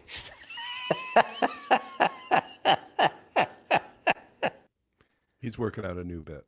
He must be, right? That's what it sounds like. This is family-friendly shit right here. It's actually almost Carlin-esque. I've never been fine and dandy. I've been fine before. Yeah. And I've been dandy. But never fine and I'm beside myself. I'm not angry. I'm flabbergasted. I'm befuddled. Like, I think that's what he's going for here. It's not working. While I was listening to that, I was thinking, I don't even think he's that angry. I think it's his brand. and he doesn't know what the fuck else to talk about. Do you think he's like losing sight of what his personality is? Yeah. Yeah. That could be some of it too. Well, this talk about being beside himself goes off the rails. It gets very confusing as he brings in a old interview we saw with P. Diddy, P. Diddy was doing that show where he was coaching singers. Yeah. Or trying to discover talent or something like that. Making the band, and he caught some wisdom that's been on his mind ever since then that he heard P. Diddy spout. But he was talking to some up-and-coming singer, and he said to her, "Don't get beside yourself." And what I liked was he projected his being beside himself to telling her to not get beside herself. And I actually feel like the way he used it, "don't get beside yourself," is visually, brings the point home. Don't get beside yourself. Like, I don't know what his definition of the word is. Like, he's, I'm sure he has like different definitions for a lot of words. So what the fuck does that even mean? He goes, visually, that explains it. It does? No. Not at all. No. And then he even admits, he goes, I don't know what he means by it. It's nonsense. Right. What's he doing? The point is he's back. He's using his edgy comedy to humanize P. Diddy. He's hitting him right where it hurts. I love it. Oh, real good stuff. All right, so he contemplates his theory on the afterlife. And this episode, by the way, watch out if you're a politician, if you're a religious leader. He goes after everyone. It's crazy, You're like, ouch. Bill, that hurts. Nothing off limits. Yeah. But I did see this lady who was just talking about how the Bible, she was claiming, was just completely made up. The story of Jesus was made up and was stolen from the Far East and blah, blah, blah, blah, blah, and all of that. And that when you die, like, that's it. And then you're just dead. And I'm like, all right. Jesus Christ. Well, that's our show. I mean, is that a wild take? I feel like I've heard a lot of people say that. Yeah. What's the point, Bill? What do you mean? Why did he say that? What's he laughing about? There's nothing funny. I think he's like a teapot that's boiling, and he can't yell and he can't curse, but it's gonna get out somehow. So he just like these little bursts of just getting it out because it's not natural and it's not funny. Is there a Chris Benoit future for Bill Burr? Chris Benoit. I can't keep going this way. I can't keep every beat I cover. It can't end like this again, Carl. I know. You're right. I'm sorry. I gotta have hope here. I'm not into Star Wars. Did he play a villain on that? No. It was a neutral character. I haven't watched that series in a long time. I think he needs to play a villain. Yeah. I think it'd be cathartic for him. Right. What was he in Breaking Bad? He was kind of like a nice villain. Mm-hmm. Yeah, he was like a I think that's what Star Wars muscle. was too. I could be wrong about that. That tends to be his bit. But if you told him he was the good guy, but then it turns out he didn't have the whole script, he just performed it like the good guy, it would come off like you're saying, like he's a real villain. Yes. All right, so he's got an ad read that he gets sidetracked from because there's just one ad read on this episode. Yeah. But that's why he has to sit down for 30 minutes and record it for this one ad read. Very important that he does this. Which means a lot of products cut corners, skip testing, or don't fully disclose what's inside. Dude, these people are terrorists. How is anything that you're going to ingest be a low regulation space? Oh, these politicians, they just want to go to an island. That's exactly why I partnered with Momentous. Is that why I did it? I don't know why I did this. Oh boy. Hey, Bill, it's momentous. Hey, dude, listen. I don't think we're going to credit you for that last read. I think we're going to need a make good on this one. And could you, if possible, just not mention Epstein and the island during our ad read? It would be great. He brought up politicians multiple times in the most generic sense possible on this episode. It's just like, politicians don't care about us. They just want to buy big homes. They're just in it for them. It's like, yeah, Opie. we know, man. Those fat cats in Washington. Right, it's literally that. Really done it this time. It's so lame. This sign-off is wild, isn't it? he starts saying like, okay, I'm out of here. And then a music bed comes up that's way too loud and doesn't work at all, which was done in post. I think this is Tourette's. I think this is actual low-grade Tourette's that he has to say this. Okay, everybody, that's it. Have a good weekend. Do the right thing. Going to an island is overrated.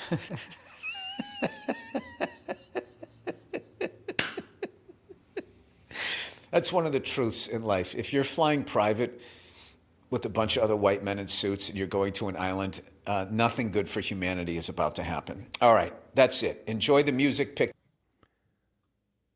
All right, so Adam, is that the only time bad things are going to happen is when you're flying with other white people wearing suits to an island? Private jet to an, those are the criteria. If all of those are matched, then you're fucked.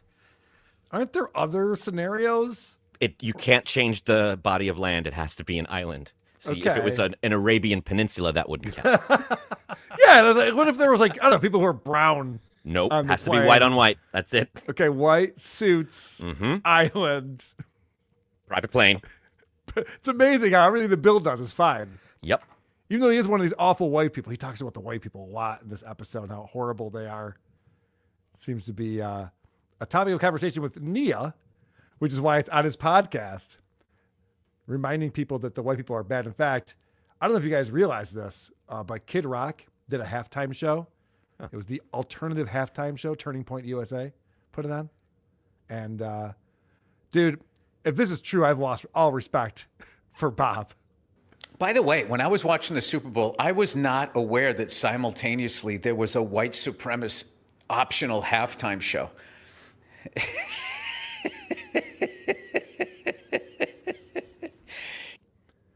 So is that the thing now with Bill? Is he just a thing where it's like, if you're conservative, you're a white supremacist? Yes. Okay. Because that's like really dumb. And Bill's a smart guy. He's an intellectual guy. So it's surprising to me that that's where he's gotten to in his politics. It makes me think that he's been corrupted somewhere along the way, because that's dumb. Maybe it's just if you actively support Kid Rock now, then you are. Maybe that's what it is. Or maybe it's about lip syncing. I don't know. Yeah. If you like that music, you have bad taste in music. I'll give you that. We can all agree on that. But here's his hot, spicy takes on politicians. Oh, and how funny is it to hear a politician going like, what does this say about the children? Like, politicians care about the children. Where do you start with that? Food supply, pharmaceuticals, false flag wars, Epstein Island. I mean, it doesn't seem like you're considering anybody with the decisions you're making as long as you get your house on Martha's Vineyard or Nantucket. Damn. If I'm a politician right now, I'm like, Yeah, he's got my number. I got burned good right there. But what about the religious leaders? I will say this, though. As far as a punishment afterlife, if that is true, I don't see anybody in a position of power in these churches at the upper level of these religions even remotely behaving like they're worried about being punished after this life, because every religion has just like so many bodies, their body count. Boom! Hot take! Did you ever hear that take before, Adam? Some of these religious leaders are corrupt? No, I didn't know they had body counts. You're going to tell me that there were religious wars now? This is crazy. I know, in that while they're probably not following the specific books that they're the ones who are reading to their followers. He sounds like he just took mushrooms for the first time. He's like, putting it all together. Doesn't it sound like dorm room talk? Yes. Like 19-year-old dorm room talk. Candles lit. Yes. Listen to this segue into the ad reads. Anyway, they do have a higher opinion of themselves when they compare themselves to the United States, which, all right, you got us. We're in a bad place right now, but, we're going to make a comeback. I don't know. I don't know what I'm saying right now. Let's do a little fucking reads here. All right. Hey, everybody relax. Everybody take it easy. All right, mementos, everybody. He's getting lost in his own gibberish on this show. He doesn't even know what he's talking about. He's like, what am I saying? Let's get to the ad reads, everybody. No, Bill, it's late. I got to go. This has been really fun, though. It's been stuff. Yeah. And then he's not prepared. Like, you heard, he started the show, and he's in some very echoey room, and he gets up, and he starts moving things around. He's like cleaning up toys or something. Who even knows? And then he gets a little thirsty, so he has to get up and go back into the room that sounds like shit. Promo code Burr. All right. Had to go back out and retrieve my water. All right. Okay, back to the podcast. In conclusion, what do I have to say here? It's so embarrassing. It's so embarrassing that Bill Burr, the great Bill Burr, does a show like this twice a week. Thursdays are even more phoned in than Mondays. Let's see. Did I do the fucking ad reads? Yeah, I know. He definitely wants the advertisers to abandon him. Yeah. He's sick of doing these ad reads. He's done with it. The criticisms we have for Bill Burr are the same ones we had for Scorch. Why didn't you edit that out? Right. Oh, here's a new theory I just thought of.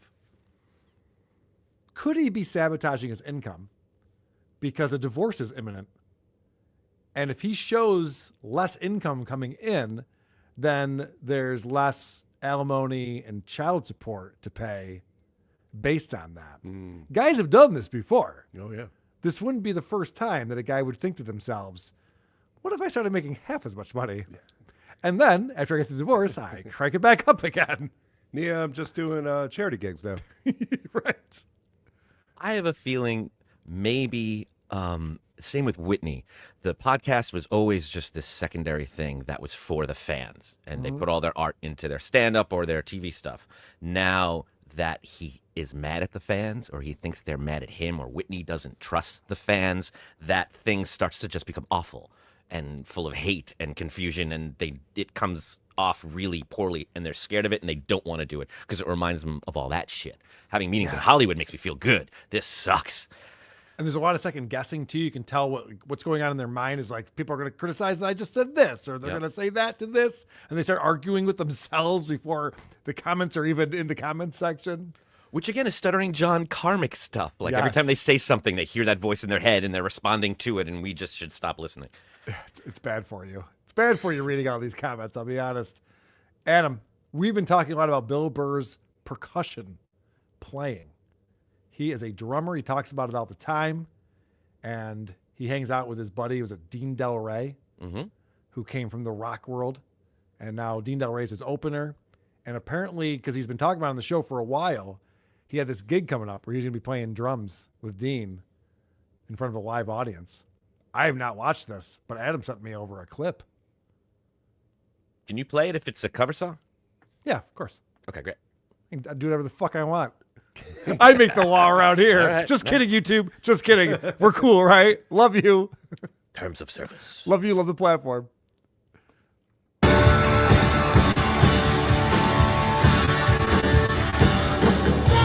Holy shit, this is a giant venue. What the? Where the fuck are they playing? It's like the an amphitheater. I think it's the Avalon in Hollywood. It's a big like nightclub kind of place where they normally have dancing and they have a stage, a couple hundred people. Oh, it's more than that, I would think. But okay, all right, I believe you. You would know better than I would. No, I mean 4 or 5 around there. Okay.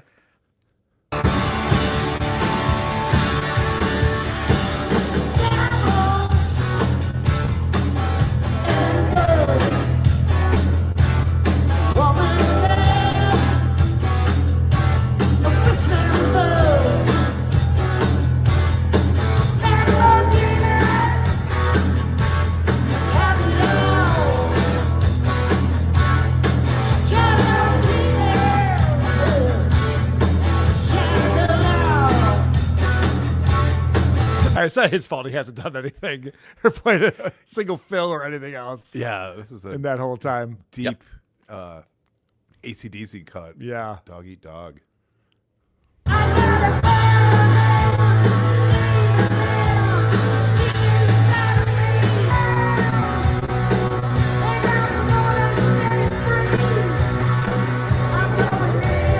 Oh, Sin City.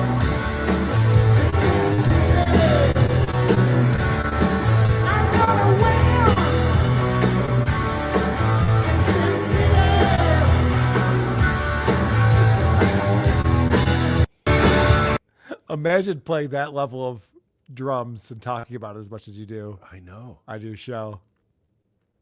You know how many garage door companies got fired? How many people lost their jobs? Projects, wives got yelled at, kids got abused all because he needed to practice. We heard so much about the 2 and the 4 and the can't even find this guy's got to feel. It's just 2 and 4 the whole time. Yeah. That's it. The whole time. He was like, I can't practice on my drums. I got to use my hands. I can't do that. That's the song that you learn how to play drums to. Yeah. What do you think about the tempo on that, Adam? I think it's dragging. I think it's dragging a little bit. It's dragging a little bit. I do. I think it was a little hard to find, but that's you get that over time. Sure. So you get in the pocket at some point in your career. Well, now we know. Now we know what he's talking about when he's playing drums in the garage. Oh my God, could you imagine? We happen to, producer Chris and I are in a band with an expert percussionist who's very interesting, everything he comes up with. I wouldn't want to be in the house with him when he's practicing. No. I would find it so fucking annoying. Oh, yeah. But I would find it endlessly more annoying to hear someone practicing those drums. Yes. You know what I mean? Because he's got the cans on his head, so he's listening to the song, and all you're hearing is the fuck. Billy, could you do Spirit of Radio again? Can you try anything else, please? All right. We have Stuttering John stuff. Is it gay? We have Burr or Opie. Still a lot to get to, but first, supertip.gg/WATP is where you can go to support the show and participate like the reply guy here. Scorch's Timo version of diners, drive-in, and dives. Yes. I think that's what he's going for. Definitely. Hunter Duke, my man. Hey, Carl, have you got me? Seems like forever since you covered me. Now you're watching some 80s singers. Will this help cover me? Wherever you go, whatever you do, I will be right here waiting for you. Whatever it takes, or how my heart breaks, I will be right here waiting for you. God, I missed This Little Piggy and Point Dabble Point for issues with my YouTube channel and other people having illnesses and issues in their homes and stuff. So it has been a while since I've covered Aaron Imholt. But boy, is he missing the goal lately. I'm keeping an eye on him. We'll get back to it. I think actually Blind Mike already sent me over his prep for tomorrow's Dabbleverse Live. I think there's some steel toe in there. Nice. So he's keeping an eye. Dimpled Balls coming up with 20 large. Welcome back to YouTube, my fellow oppressed, victimized, marginalized, societal misfits. I want to invite you to my pottery studio. We will share our persecution and wallow in our self-pity. Oh, get over it already. You all need your pansy asses kicked. Fair enough. That's a good point. 2 of the best super tip voices. Yes. Dame Taft coming back. Hey. The impetus is not the right word. Adam Bush. Classic Bush. The one pun. With Scorch walking your dog, you'd have to worry about getting them back and question your missing dog food, fixed income diet stuff. I don't know what that is. I must have started by mistake. Aaron Brown, $5. So basically, Richard Marx and his sons are oceans apart day after day. After day. Gotcha. Seems like he and Daisy are complete douche nozzles. Adam is awesome. I'm also a douche nozzle. Dang Lizard with £5. Dang Lizard bounces back and forth. He's on super tip. He's over on the super chat. You can't figure out where he is. Scorch has to pay that not included not what is this? Not including dev costs, so I don't know. Oh, okay. Scorch has to pay not including development costs, so maybe he can't afford the Apple app on his fixed income. You can add locations and look them up by state. Okay. I don't know how he's getting apps in any of the stores, and I can't imagine the apps are going to be all that useful. Yeah, right. We used to develop apps at the agency that I used to work at, and goddamn, marketing? It gets expensive. Tony Angelino, the singing dustman. Hi, Adam. Was told you were on Beef Tips tonight. Is that true? No, not tonight. I will be soon, though, for sure. Because Beef Tips is here. It says Beef Tips is live. If you boys want to come over, love y'all. Are you sniping us? Play the isotopes. We're just going to shut the show down, play the isotopes for the next 15 minutes. I will strike you right now. Dibbled Balls member for 24 months. Proud to be a longtime supporter. Thank you, Dibbled Balls. Any idea why someone wouldn't have the option to gift memberships? No. Is that true? You can't gift memberships right now? YouTube. This is true. You got some explaining to do. Troy Smith is here. More like Bill Burr. Am I right? Troy. Ladies and men on Mars says, I'm embarrassed I liked Bill Burr so much long ago. Bill Burr's a great stand-up comic. He's still killing it. He's just, his personality sucks. His podcast is annoying, and his takes on everything below. But no, really good stand-up comic. And a drummer. He's great. Yeah, phenomenal drummer, of course. He knows about where 2 and 4 are. Bloody ass. Can I get a little sympathy? Because I got a bloody ass. I'm bleeding generously. Because I got a bloody ass. This just came in on Super Tip, and it's kind of appropriate for what I wanted to show you first. The way Keanu was talking to SJ during the Duke of Definitions could trigger Whitney Cummings into another Twitter meltdown. So John has this new character, the Duke of Definitions, and it's so dumb. He was off of YouTube for days. He said he was leaving the Dabbleverse. We weren't going to see him again. And then lo and behold, he shows up on Valentine's Day night. No date. Shows up on Valentine's Day night, which is a Saturday this year. And for some reason, Keanu's on there. I don't know what her deal is, but apparently she had free time to sit there and watch the train wreck that was John's new character, the Duke of Definitions. The Duke of Definitions. Hello, Keanu. Oh my gosh. It is the Duke of Definitions. Oh my goodness. Hello, Duke of Definitions. I was just, singing the praises of the Duke of the Future. How are you? I am good. And we got some things to put. He's the king of improv, isn't he? Yeah, I didn't see that question coming. I am drunk. Caught me off guard with that. Listen to this accent morph into like every accent ever. It's so fun. He has zero talent, this John Melendez. It's amazing. I am good. And we got some things to pertain to do here. We got some things to pertain to do here. You might want to define that. This is the first time introducing this character. He didn't even know how to set it up. He can't. Well, yeah, what is the definition of that? Good point. As you know, the Duke of Definitions is something because we all know. Hold on a second. He goes, as you know, it's a character no one's ever seen before. Yes. As you know, the Duke of Definitions. We go way back with the Duke of Definitions. Like, what? He's related to the other Duke. I was playing this for Dave Landau yesterday on Drew's show. He couldn't make heads or tails of this. He's like, why is he a Duke? He just kept asking, why is he a Duke of Definitions? Yeah, it doesn't make sense. It doesn't make any sense. No. Is something because we all know our own definitions. Hold on, let me fix my cap. Our own definitions. Is that like my truth? Is that what he's talking about right there? It's like, no, there's just definitions for things. That's why they're written down in the book. So we all agree on them. It's just that. That's what it is. We all have our own answers to math equations.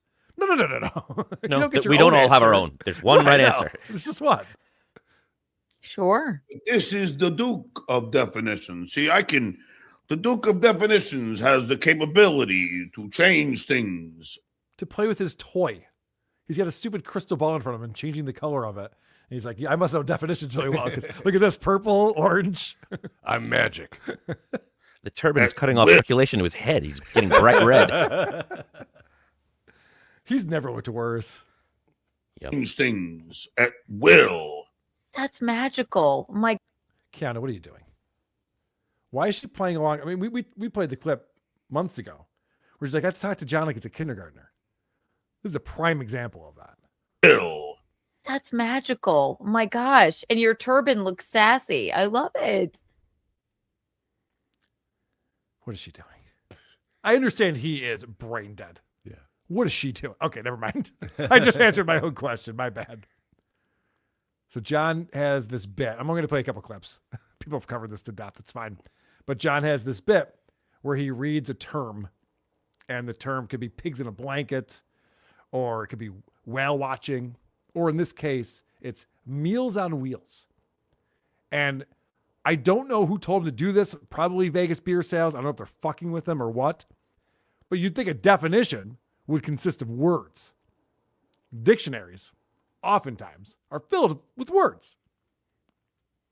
His definitions, for some reason, are images. Now, this one is Meals on Wheels. Meals on Wheels. Okay. Meals on Wheels. So if I go to the Duke of Definitions and I look up a picture, if I look up Meals on Wheels, what will I see? This is what you will see in the Duke of Definitions. Meals on Wheels.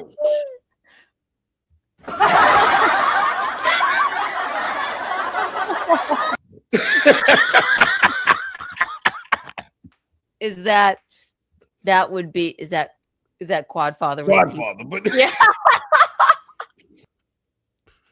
That's not how laughter works. No. You don't see something, hit the laughter button, turn it off, and then start laughing, and then go, is that Quadfather? And yeah, it is. And then, oh, now it's real funny. So if you're listening to this, it was an AI-generated image of Quadfather with a pizza in his lap. And John thinks that that's comedy. He also thinks that's a meal. The idea that he would go to just a quadriplegic that he knows and be like, isn't that a funny joke for Meals on Wheels? And we find out in the subsequent days, because John went on BYB on Monday night, that John had to get this cleared with Quadfather. He wanted to make sure that Quadfather was cool with it. And then Quad ends up leaving him a voicemail days later, reminding him that he was cool with it. He's not mad about it. And then John had to play that voicemail on his show. Dude, it's insane. It's insane what's going on with these nitwits. Here's just another example.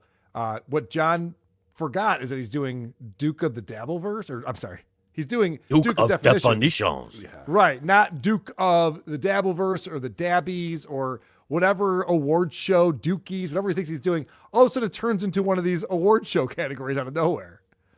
Biggest beard in the Dabbleverse. Biggest beard in the Dabbleverse.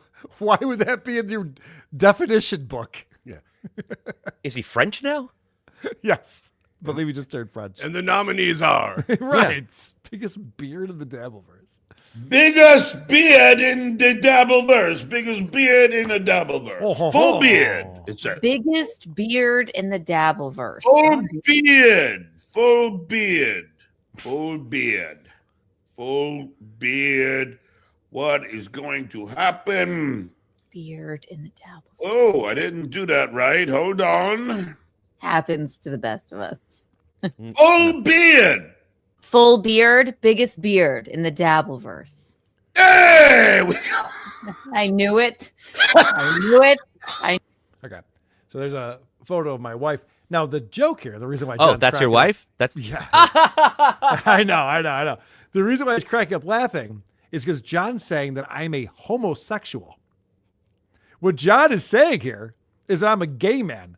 And how funny would that be if I was into the same sex, if that was my sexual preference, was other men? Could you imagine? Imagine if you had offspring that were gay.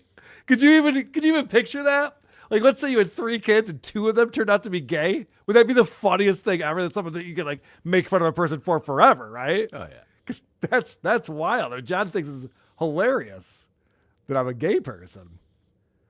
Also, this is a photo of Jen dressed up as John at Chrissy Mayer's 2022 content house. And whoever did this for him, the only change they made is they changed out the cease and desist letter that she's holding up. And now it says Lady K's beard. But she's still got the cockroaches on her shirt and the gross finger that she's pointing. I don't think John noticed. That's the photo that John decided to choose for this. Knew it. Beard. My production's gotten better, though, you must admit. Is you? Oh, shit. I wasn't even trying to set that up.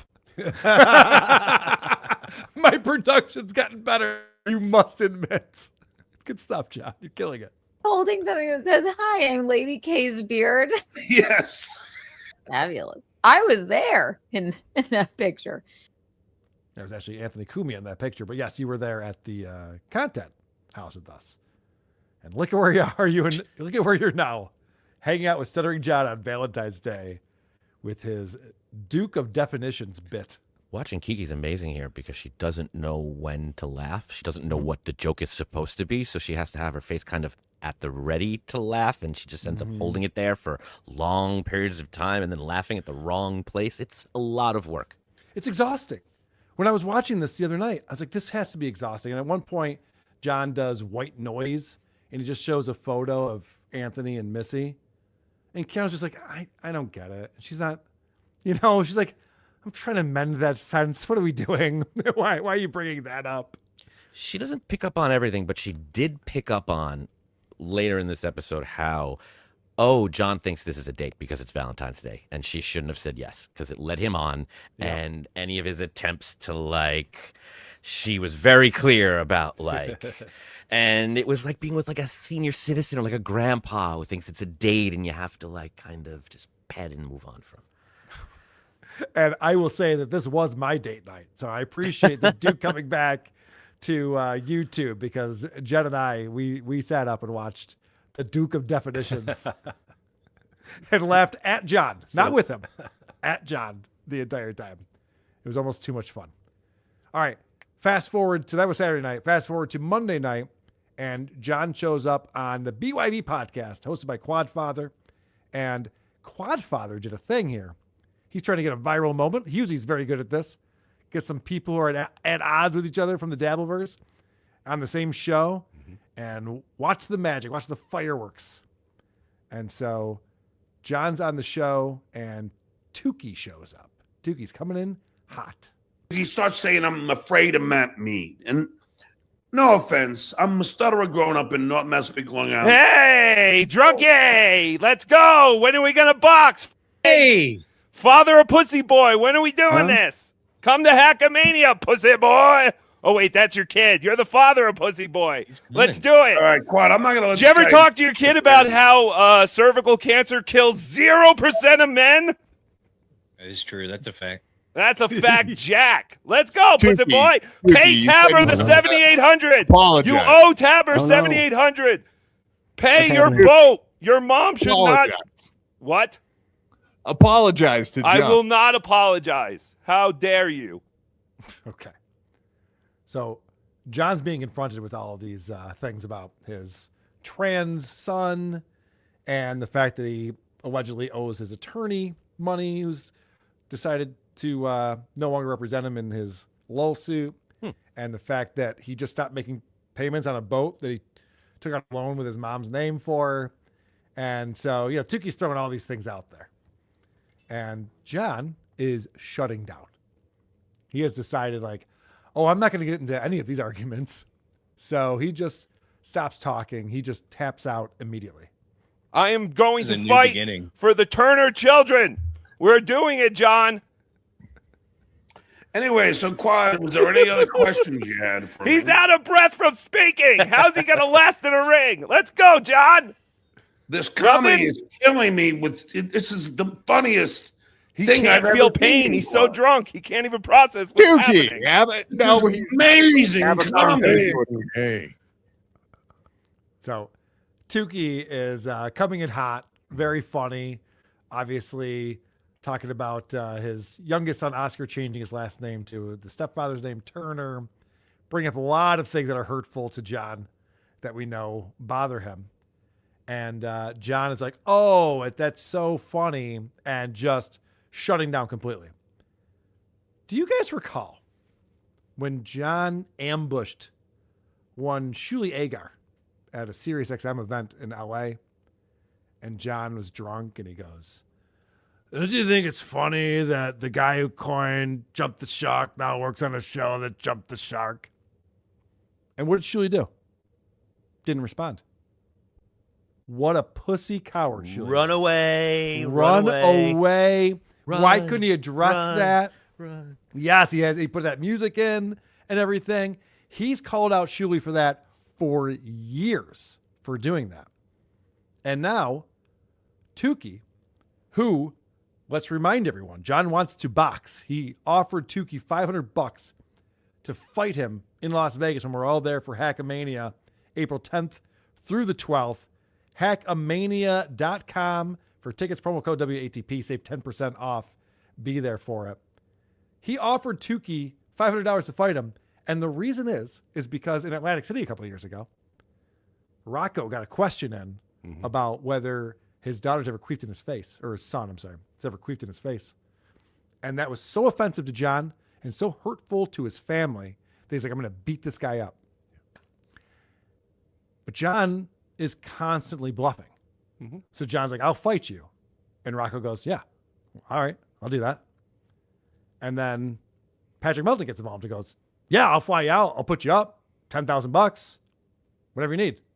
And then John goes, I'm not doing this for $10,000. You'll make too much money off me. So Patrick Melton goes, I'll give you $100,000.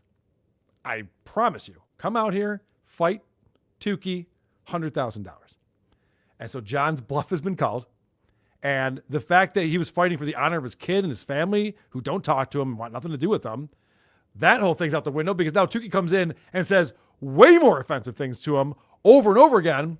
And now John is just like ignoring it and shutting down and pretending like it's not happening. It's unbelievable. Yeah, I want to fight him in Incredible Hackamania. comedy. We gave him a much better deal than his stupid deal, and he's pussying out. It's amazing how funny You're this pussying guy out. is. We offered you $100,000, and you still won't do it. This is amazing. Amazing. The Let's go. incredible Let's go, Mr. Turner. We're doing it. Oh, he's got boxing gloves. Oh, look at that. Look at that. Oh, so fast. So quick. Amazing. This guy Well, you're is not going to talk to me. unbelievable. Talk to me. So John's angle now is like, oh, you're so funny. Wow, this is so funny. I don't think he's trying to be funny. I think he's like saying, yeah, let's fucking go, motherfucker. You take offense to this stuff? You're so upset? You want to pay me to fight me? How about I triple down, quadruple down? You still want to fight? And now John's all of a sudden just like, oh, you're so funny. Yeah. Like, I give a shit. Well, what do I care? He's doing what a scared liar does. He's Yes. just repeating himself and doesn't know what else to say. Yeah. Yeah, it's amazing how everything has changed all of a sudden. All of a sudden, this doesn't bother John at all. He's Teflon, and he's just like, call me Mr. Turner all you want, Tookie. Doesn't bother me one bit. Where would you ever get the impression that this kind of thing bothered him? That one video, that 7-second video that was put out, John's been wanting to fight Tookie ever since, but now all of a sudden he doesn't give a shit. And it's amazing that John is the victor in all of this. Is that all you got, Tookie? That's You all already I got. punched yourself out. I punched myself out. Oh, was that 2 minutes? I need a 2-minute rest. No, you didn't make it 2 minutes. I don't think you made it 2 minutes. Telling you that altitude's going son of a on bitch. I here? told you. It is. Go! God damn it, Clyde. Your show sucks. You lose. You suck. John just owned Tookie live on air. He had nothing. That's all you had, Tookie? Jesus Christ. All right, so now they're gassing up John here. Yeah. And this whole idea where it's like, this show sucks. Yes, quantify, this show sucks. Like, you had Tookie and John, and you let John get away with just doing nothing. John was on his show all week for months now, just going, oh, Rocco, wait till I get you in the ring. YouTube's terms of service. I'm going to beat the crap. I'm going to knock you out in the first round. No headgear for us. We're going to fight. I can't believe you would say all this stuff. And then Tookie's like, hey, I'm here, motherfucker. Are we fighting or what? And John just clammed up. Just take my ball and go home. And all of them went along with John like, oh, wow, that was great move, John. That was good stuff. Real compelling content. Thank God those 3 other guys were there to grunt and breathe. Dude, this show does absolutely suck. Like, Quadfather has no idea how to run an entertaining show. He actually finally got the 2 guys together that we want to see go at it to have a big buildup for Hackamania, and he lets John just sabotage the show and completely ruin it. And so John is letting everyone know that you can say anything you want about his family now. He doesn't care anymore. You think I give a shit about anything he's saying? It's interesting. You know, I mentioned this before, but one of John's buddies showed up to the AC event, and he showed me his phone with the text messages from John. One of the things he showed me is highly illegal, but the other thing he showed me was John discovering that his son had changed his last name, and he learned about that from the Dabbleverse and how hurtful that was for him. And now that no one is afraid of him and we're all calling him out, now he's no longer tough guy John. He's like, I don't give a shit. You think I care about that? It's the only thing you've ever cared about is your family and their honor and the kids. Yeah. It's all he's ever talked about. And then as soon as just like, we'll pay you money to come fight. He's like, I don't give a shit. Wow, that changed on a dime. That's how tough I am. Yes. It's amazing how that works. And of course, Quadfather is breaking this down masterfully. I say John for the win big time on that one, man. That was brutal. I have to agree. So far, round one has gone to John. Now, I think this thing could really kick off. You are going to Hackamania. Quad, now they're going to send the link to every person. And I won't bring anyone else up. Okay, so then John's big concern is that all of a sudden we're going to get Cardiff coming into the chat. Not that I run from a fight. I've never run from a fight, but please don't. It's like, I can't understand this mentality where you have these two guys who are supposed to fight at this event, and John's the one who challenged Tookie. Tookie's not looking to fight people, but John challenged him and he accepted. So then at the press conference, they're like, I'm going to mop the floor with you, you loser. Wait till you see what I'm going to do. And the other guy goes, I don't know about that. Yeah. Imagine the weigh-in. Yeah, it's like you're not pumping up we're not going to get pay-per-view sales with that kind of attitude. I thought you wanted to fight this guy, you idiot. Does John know that's a puppet? Does he know it's a puppet? No. It's so funny. So then Tookie leaves, and they all talk about how John was the winner in this exchange. And so Tookie comes back again. I mean, Quad, know that when you sent that to him, he'll post it on Twitter, I'm sure. Oh, yeah, I didn't post it anywhere. Quad was the one who set this up, stupid. You think he's your friend like every other idiot. All your friends end up talking to Tookie. You know that, right? You could say nothing, John, but you have nothing to say. You're lonely. You have no friends. You tell everyone everything. Well, Tookie, who's your inside source? We never reveal our spies, but they say that John is so drunk every night that he doesn't even remember talking to them the next day. Is that true? Now's your time to. Okay, hold on. I'll defend John on that. Okay, that's what John's need is someone to defend him on his alcoholism. That's the stance that Quad's going to take. Yeah. Listen, John's not that big of a drunk. That would have been the time where Quad's like, John, do you have any response? Right. Yes. Say what you will about his kids and family. Do not talk about his alcoholism. That's where I have to defend him. So listen to how Quad defends John. I don't know if this is a great defense for him. Me and him talked. You were pretty lit up the other night when we talked late on Saturday night, I think it was. That's shocking. And he absolutely remembered everything we talked about today when I talked to him. Thank you. So Thank you very much, Quad. Thank you. Wow, what a feat. Take a bow, drunkie. Wow. I'm just saying. I'm just telling you what my spies tell me. And my spies have been dead on because John just reacts to every spy alert or spy report. Sorry, I forget my own bit. Does he I stole. Or does he no tell you? John, you stroking out? Let's not forget that John is the king of the ambush interview. This is what he did with celebrities, and John has become Billy Crystal. Yeah. John is now the guy. It's like, hey, motherfucker, I'm here. You didn't know I was going to be here. What's up? And then he's just like, oh, I'm not talking to you. I'm not.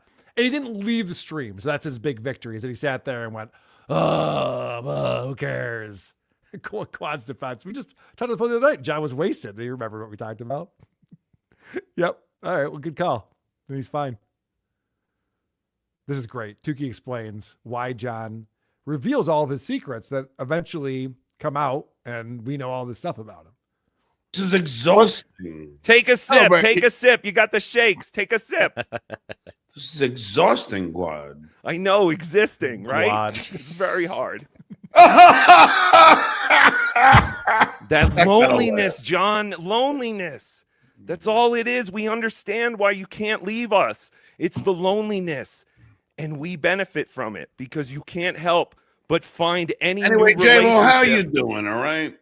I'm doing. Hey, listen, I'm doing great. You Everything think has Quad been is going your great. friend? Don't let him Quad talk to set like you this, up. John. He's Behave yourself, another John. one who doesn't like you. I No don't one like it. respects you, John. Green bully. How coming on dare here. you, Tookie? This is incredible. For Tookie to tell John, none of your friends are your friends. We hear all this information back. Maybe Vegas beer sales jailer, though he told me some shit when I was hanging out with him at Hackmania last year. Like, all of these people reveal this stuff, and John thinks he's got these close confidants that he can reveal things to, and they're not. They don't like him. He's annoying. They don't respect him at all. And so even Quadfather, who John thinks is his buddy again, was the one who sent Tookie the link and said, hey, I got John on the show. You want to come in and cause some havoc here? And John's got nothing. He's got no response to this. It's overwhelming for him. Like, imagine you find out, like, everything you do that you think you're doing well in life is not going well. And we all know it. It's like, ugh. And he's shitting his pants again. Right. What do we do about that? Oh, it's funny you say that. Check out this. This is from Tuesday's show. This Dabbleverse is, there's no movements. It's only bowel movements. Correct. Your bowel movements, John. So he's wearing the same T-shirt as Monday. Oh, no, you know what? This was Monday's show. Okay. After he was on Tookie's show, he went on his show. Oh, and did the rebuttal. Yes, and did the rebuttal. Yeah. That's where he shines, when there isn't someone else talking to him there. Oh, and you can tell this didn't affect him at all because he was still talking about it last night. Oh, they talked about it ad nauseum last night. Yeah. Him and Ava. So this is, I think, maybe the funniest thing that Tookie said. Now, Tookie's trying to be mean and hurtful. That's kind of his goal with all of this. And this is pretty funny off the cuff. You went up to him and said something nasty in real life. You didn't really give him a chance, I believe. Just sit there like a drunken doll. That's it. I mean, yeah, John, you got something to get off your chest, I'm sure. Yeah, you've never been on the screen. Oh, ask his kid what she had to get off her chest. Oh, all of it. Hacka. That's nasty. But okay. All right. So that's a pretty good joke. You gotta admit. That makes for some pretty compelling content if John would react to it like he always does. But now that he's actually facing a guy who's quick-witted and knows a lot about him, John's got nothing to say. So Quadfather jumps in. He's just like, why are you being so nasty about this guy's family and his kids? But okay, did John not make a good point the other day? Like, why did we ever decide to go after kids? Why did that ever have to become a thing? Because it hurts him. It hurts him so. He's so right. John put it out there. He's like, this is my kryptonite. This is the thing that really pisses me off when you talk about my kids. And so people went, oh, I want to piss this guy off. I'm going to talk about his kids. It's like Keanu with the piss thing. It's like, never tell people. That really pisses her off. In multiple ways. Never tell people what bothers you so much because they're going to use that against you. You fool. And I love that Tookie just goes, because it bothers him. What do you mean? Yeah. Of course, that's why I'm doing it. It's pretty obvious. Yeah. And I'm not getting a reaction, which is hilarious because it proves it's all been a lie. Mm-hmm. It proves that for all this time, John's like fighting for his family and their honor. And this is the only thing that's important to me. I'm the greatest dad in the world. And I stand up for my kids. And then it's like, hey, motherfucker, Mr. Turner and all the different things he said. And John's got nothing. It's like, I don't care. So he's not tough or loving. Right. I think that's what we've learned. He was hiding behind his kids. He was using them the way he's accusing Tookie of using them to hurt him. Yes. So this was happening Monday night at the same time. Tookie's on a new show with Cardiff and Blind Mike, the unnamed show, or Banter Boys. Who knows? Who knows what it's called? It's a great show. Great show. And so they're on there chatting about Tookie doing this while they're doing their show. You're going to lie about me. I'm going to tell the truth, Quad. You set all this up. I'm doing a show on another channel, and you wanted me to come here. So here I am. Hey, which what are you channel? doing? Dirty Sneak.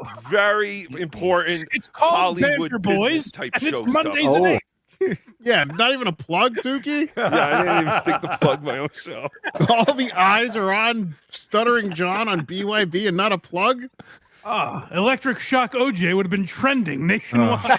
He just Is it worth playing the rest of your appearance? I just thought that was so funny. The thing is like, I'm on a very important show right now, and I came over for this. It's like, how do you not plug it? The show they do just on their Patreon that they want to, first episode ever. They're trying to get people into it. Third Guy Blind, is that what they ended up going with? That's a funny name. They also had Blindfeld was one that they were kicking around. But yeah, Third Guy Blind is funny. I mean, he doesn't react. He just sits there. He doesn't hear you. And Yeah. I mean, he played it right. He played it right. Finally. Well, he didn't leave. I'll give him that. Yeah. So, I don't know if that's right, but it's a way that he can spin it to be like, oh, Tookie was unfunny or whatever. Right. Yeah, I get it. Well, I thought I was just going to say some mean things and he was going to jump right off and that was going to be it. Hacka, I'm out. But Quad had me waiting backstage for forever, and I finally wrote fucking today. And then I'm looking away and I look at the screen and all of a sudden Tookie's there. And I was like, oh shit, I'm on. Well, he did have to put boxing gloves on, so it takes time. Yeah, I think it's some fun lines. How are the Turner children? Whatever. It's Didn't just hear mean. any of them. Just mean. You are. Whatever. Should we watch it or no? You tell us. You were there. Oh, I mean, yeah, you can still watch it. All right. So they go in and watch it. We were just watching a little bit, but I just thought that was funny. If like the thought process behind the scenes as they were, as that was all going down. And then later that night, as we mentioned, John goes back up on his stream. He already done a stream earlier. Now he's back up for another stream because he's got to explain to us. And it's funny how this evolved over time because he didn't realize that he got a big W from Ava and the rest of the people who are blowing smoke up his ass. So at first he has to act like he didn't care about what just happened. I don't even give a shit if Quad fucking sent the fucking Rocco Burrow the link, and I don't care anymore. That's why I leave. I don't care. Just like here we go, bring up,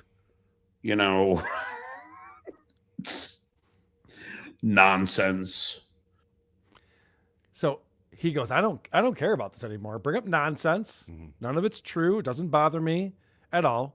And I'm not even mad at Quadfather.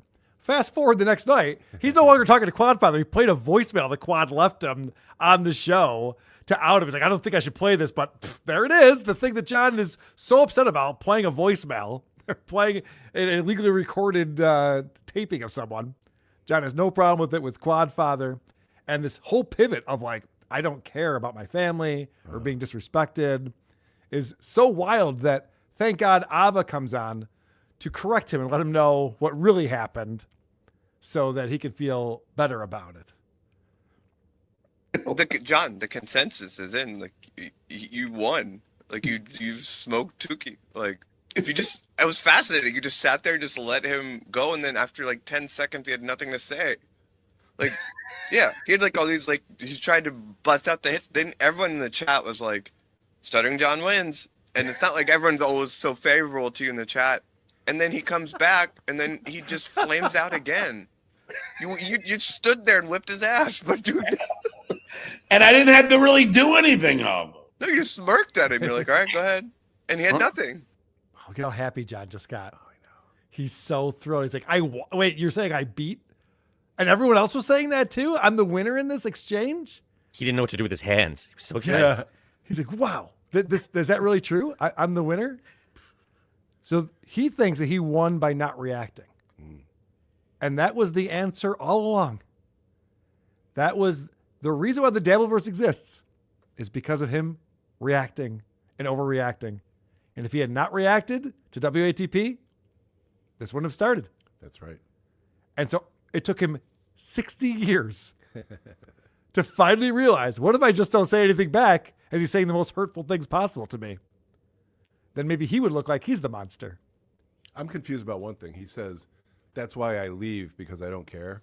Right. Then why does he keep coming back? Because he needs the money. Because he's poor. But he won't say that. No, of course not. I'm having fun. I'm a broadcaster. It's what I do. I'm an entertainer, Chris. I need to entertain the people. He says shit like that. Oh, like Scorch. I get it. Yeah, he's very much like Scorch. So this is crazy because if it took John 60 years to realize that not reacting was the way to win, then he's retarded. Or just the 8 years since we've been covering him. It took him all this time. And I don't believe that's the case. I think he was just overwhelmed, didn't know how to respond to what Tookie was saying, and so just shut down. Just had no idea what to do with any of that. And of course, Ava, who I think is playing John, it's pretty clear. Because Ava spent this whole episode Monday night telling him how great he did. They come back on again last night and reiterate all that stuff over and over and over again. The show is unlistenable when it's John and Ava. It's unclippable. It's unlistenable. It's the same. You were so great. Oh, I know. Wasn't I great? Oh my gosh. You didn't know what to do. You killed him. It was so awesome. Then they finally get into this discussion of like, did you know Patrick Melton is offering you $100,000? And John's like, really? And I was like, that's a lot of money. John's like, yeah, it is a lot of money. So then they get Vegas beer sales on the phone. He comes on the show and he's explaining like, yeah. What he did is he said $100,000 if you take him out in the first round, and then $20,000 less for each round after that. So knock him out in the second round, it's $80,000, third round, $60,000, on and on. And John's going, I'll definitely knock him out in the first round. So Vegas beer sales is just like, yeah, well then you should probably say yes to this. And so of course, in typical John fashion, as he's talking through this with those two, the terms start evolving. Yeah. Well, I would need the money up front. He'd have to pay me $100,000 now, and I'm good for it. I'll give it back. But, if I'm out the third round, I'll give him $40,000 back and all this shit. So I don't know. I think that I think he does care about what happened. I think he does want to still fight Rocco, but he never will. He'll never show up. He got humiliated again. He tried to stiff the priest that married him and his wife. Remember that? He's good for it. Yeah. It's unbelievable. Well, also on Monday after the show, he goes right back to doxing Cardiff for some reason. Sorry, the audio's not. So here is the picture of the potato.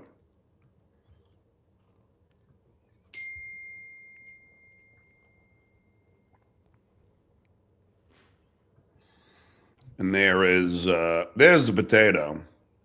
Big fat fuck. And this is Take it down, Carl. Take it down. This is not fake. This is the potato. John is so stupid. He still thinks this is Cardiff. We wouldn't be showing this on our shows if that was Cardiff, you idiot. It's not Cardiff. But I think Vegas beer sales like, no, I'm positive. I'm positive on this one. This is your guy. And John can't wait to dox because he's a villain. So that's what he does. I had a Bacon Bits 64 sent in a few song parodies for Stuttering John. Like I said, today is the return of the song parody on WATP. Let's see what we think about this one. Drunk, sad, alone on his YouTube show. Utterly talentless, as we all know. Drunk use shit to fill his pajamas. Cats are being eaten by the passing piranhas. He's drunk, what's in his head? He's drunk, soon he'll be dead. Drunk lingered last in line for fame, and the bit he got, it still drives us all insane. Cameos and roles that didn't land. No one believes this drunk was ever in a real band. He's drunk, what's in his head? All right. He also sent in one that was blackout drunk to the song Black Hole Sun, Soundgarden. That's fun. That could work. Need a little work on the production value, but I appreciate it. I like his dual boombox way of recording. Yeah. I press play here. Yeah. I sing over here. Yeah, it works. Old school. It's fun. All right. We do have the review girls coming on in just a moment. A round of Is It Gay, the Opie or Burr game. But first, people are helping us out over at supertip.gg/WATP. Nancram coming in. What kind of poor loser with no money for retirement doesn't get Anthony to give them all the equipment from his studio? Do like Daddy do. Good point. Dimpled balls. I'll check with YouTube. The option is there with everyone but WATP. Oh, as far as the gifting memberships. I think I saw a gifted membership come in after you said that, so I'll take a look. You ever push or pickle between your legs and smear makeup on your face and scream, "No one will ever love you," at your bathroom mirror while wearing nipple clamps? Yeah, me neither. I believe it. We've all been there. Lex with $20 says, "Hey, Carl, I keep texting you messages with dollars in them. So far, no response." Is that true? That's awful. Right here, Lance gifting one Who Are These Podcast memberships, I think just to show that it's possible. But if that is an issue, I will look into it because we do like people gifting memberships on here. We actually, Adam and I, our last time on YouTube together, we did an emergency show a week ago from the previous Monday. And I believe it was Dan Varney came in with a ton of gifted memberships that helped us out a ton. And it was bad timing because no one could get to any of the membership stuff after that. But it helped us out a lot. We do appreciate that support.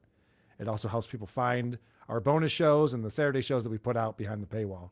So thank you for that. Hellraiser, funniest line on yesterday's Drew Lane show was by the great Dave Landau. "I hope he's the Duke of a brain aneurysm the next time he takes his shit."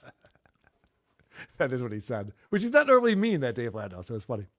Nancram with 14 Canadian dollars. "I hate myself that I looked this up. The last time Carson did Karnak was January of 1986, 7 years before Kiki was born. Oh, that's why she's so excited about it.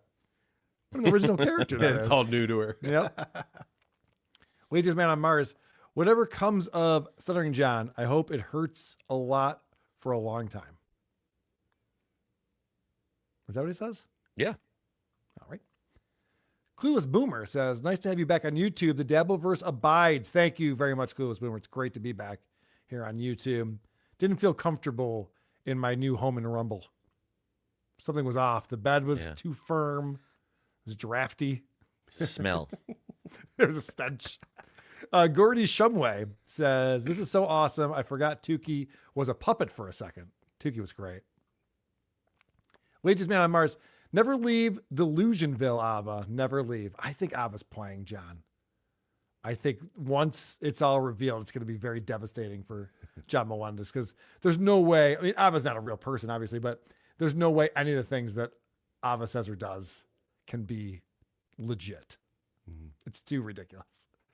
Laziest Man on Mars says, "Ava, you won, John, and I'm a pretty gal." Yep. And I was like a sponge, says, "Stuttering John is scared of mead. Can't wait for Rodney's." Oh, that's the other storyline that's going on. And that's what John was talking about when Tookie came into the room, about how he's not afraid of Matt Mead. He doesn't care if he's at Rodney's. He grew up in a tough town on Long Island and all this stuff. And then Tookie shows up. He's like, "Oh." Yeah. He says he never backs down for a fight. He threatened Matt Mead, said, "You better give that hat back." And then the second Matt Mead said, "Okay, let's do it." John said, "You know, Matt's a very handsome guy. I can see that. Got so many ladies." That's literally what he said. Uh-huh. Tookie's getting arrested for sending StutJo to Greenland. He'll have to hire Judy and her warbling Goak throat to defend him. Jesus Christ. Poor Judy. She got such a good sense of humor about things, though, so you got to give her that. Oh, and the super tip is stuck. Let me unstuck it. Welcome, Carl, to the... Bye. All right. Figured that part out. Adam, are you ready for, us guys are having a lot of fun, but it's time to get some ladies in here.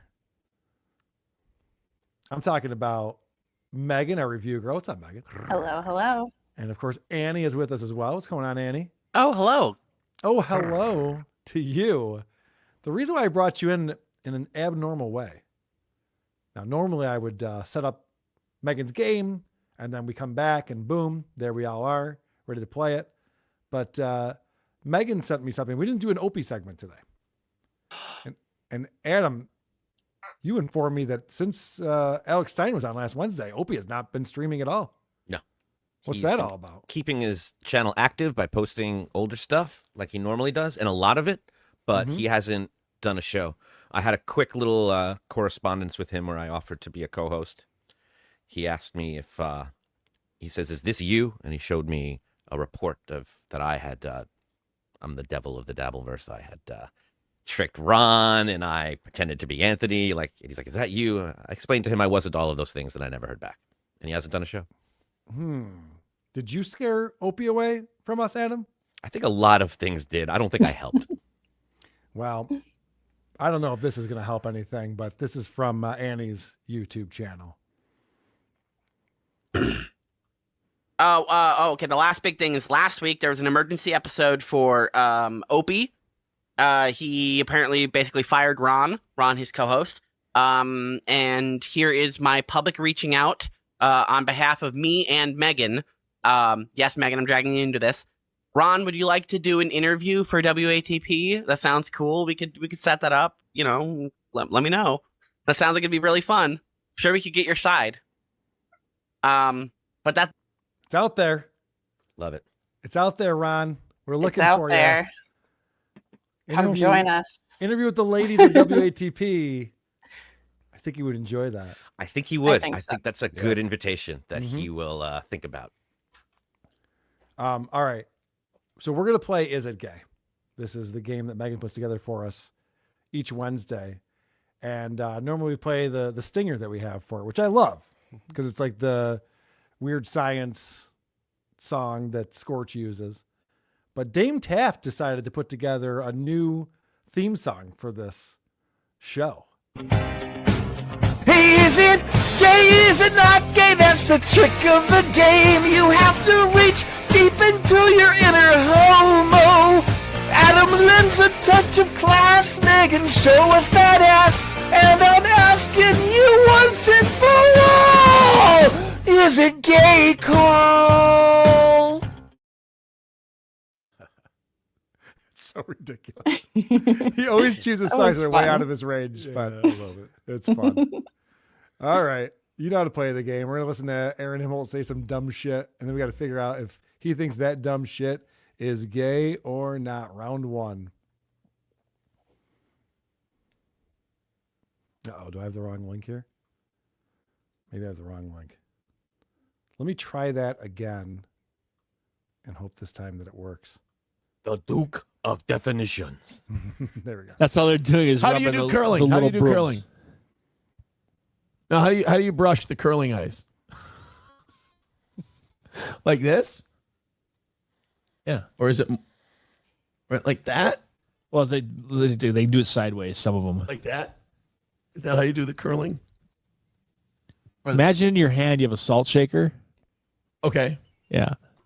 Yep. And you're trying to eat some salt out of it, but you can't because it's empty. So you're trying to shake it out of there. Yeah, kind of like that. It's Okay. weird. All right. I understand it now. Yeah.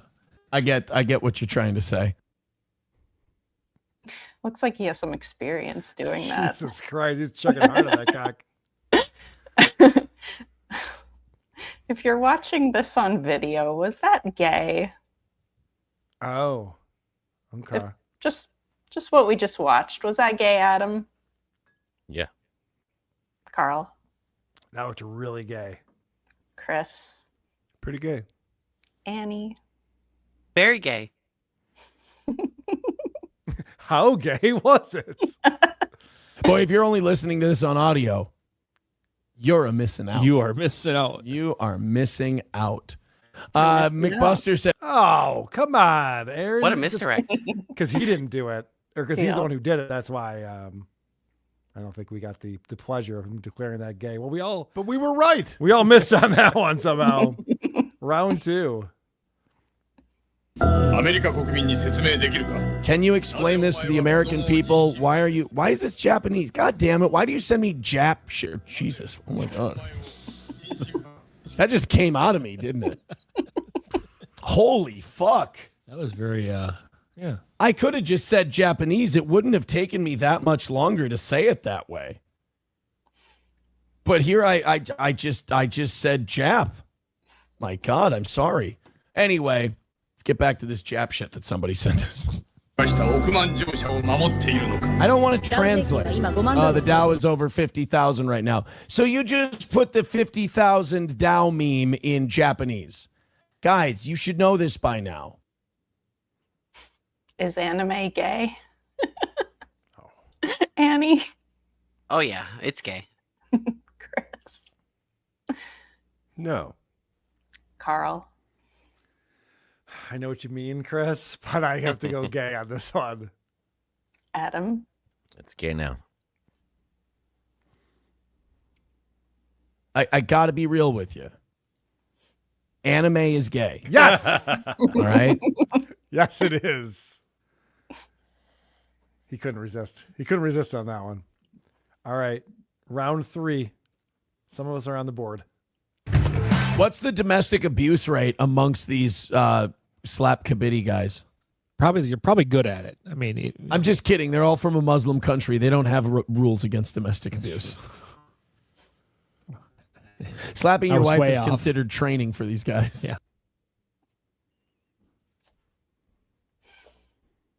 Oh, was that it? Yeah, I think that's my I think that's my cutoff point. Yeah. Is this sport in Pakistan called slap kabuki gay? Adam. Yeah. Carl. I know slap bukkake is definitely gay, but I'm going to say this one. I'm going to go not gay with this one. Chris. Not gay. Annie. Not gay. All right. Adam's the only gay. Been there.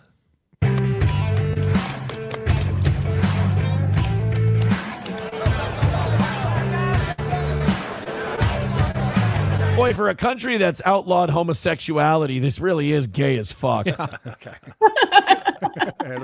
Adam gets the point. He pulls away. Jesus Christ. Of course it is. What was I thinking? Round 4. So she has Jackie Martling on. Now, Jackie Martling can't do shit for anyone, but she sees guy who used to be on the Howard Stern show, and her mouth is wide open. Oh, you went to Epstein's? Oh, God, that's so awesome. It's not awesome, Chrissy. He went to the devil's house and he dined with the devil. Is that fucking awesome? Would you want your little daughter to go to Jeffrey Epstein's house and have dinner? Would that be so fucking cool? Again, she's a LARPer in this whole politics thing, but she doesn't have any real hardcore beliefs. She used to be a liberal feminist before that. She's a phony who does it all for views. And maybe I'm the asshole because I actually believe in the shit I believe. Is it gay to believe in the shit you believe in? Annie? It sounds gay. Yes, gay. Chris? Not gay. Carl? I think it's gay. Adam? I'm so angry I can't even think straight. I'm going gay. Do you have a comment about what we just saw? I can't. We'll be here all day. Okay. Motherfucker. Maybe that makes me a little fucking cuckoo. Oh. But when it comes to... I think Chris just got a point on that one. I'm on the board. Okay. Well, we have round 5 coming up. What is the current score right now, Producer Chris? All right. AB is leading with 2. The rest of us have 1. Jesus. We're going to get our asses kicked. This is embarrassing. All right. Here's round 5 worth a point, and we have our final round worth 3 points. Anyone's game. Am I in a safe space? Oh, absolutely. Okay. Yeah, I mean, you know the crowd. I always want to hold those crowns. See, because they're heavier than they look. Sure. Like you're looking at that and you're thinking like a tiara, right? Like a plastic kind of tiara thing. Oh, no. Those are big metal crowns and they're heavy. What I'm trying to say is I just want to feel pretty. Yeah. You know you're going to try it on too. Is it gay to hold a pageant crown and not try it on? Oh. Adam? No. Adam's lost all confidence. Carl? I think it's gay. Chris? Gay. Annie? I don't know, not gay. Wow, this is I know, yeah. Oh, dude. If you hold that crown and you don't try it on, I'm going to call you gay. Yeah. Yes. So, does that count? Yes. Okay. I see what you're saying. No, I think that's gay. All right. All right. So what is our scores going into? 3-way tie with 2 points and Annie with 1. Okay. Still anyone's game.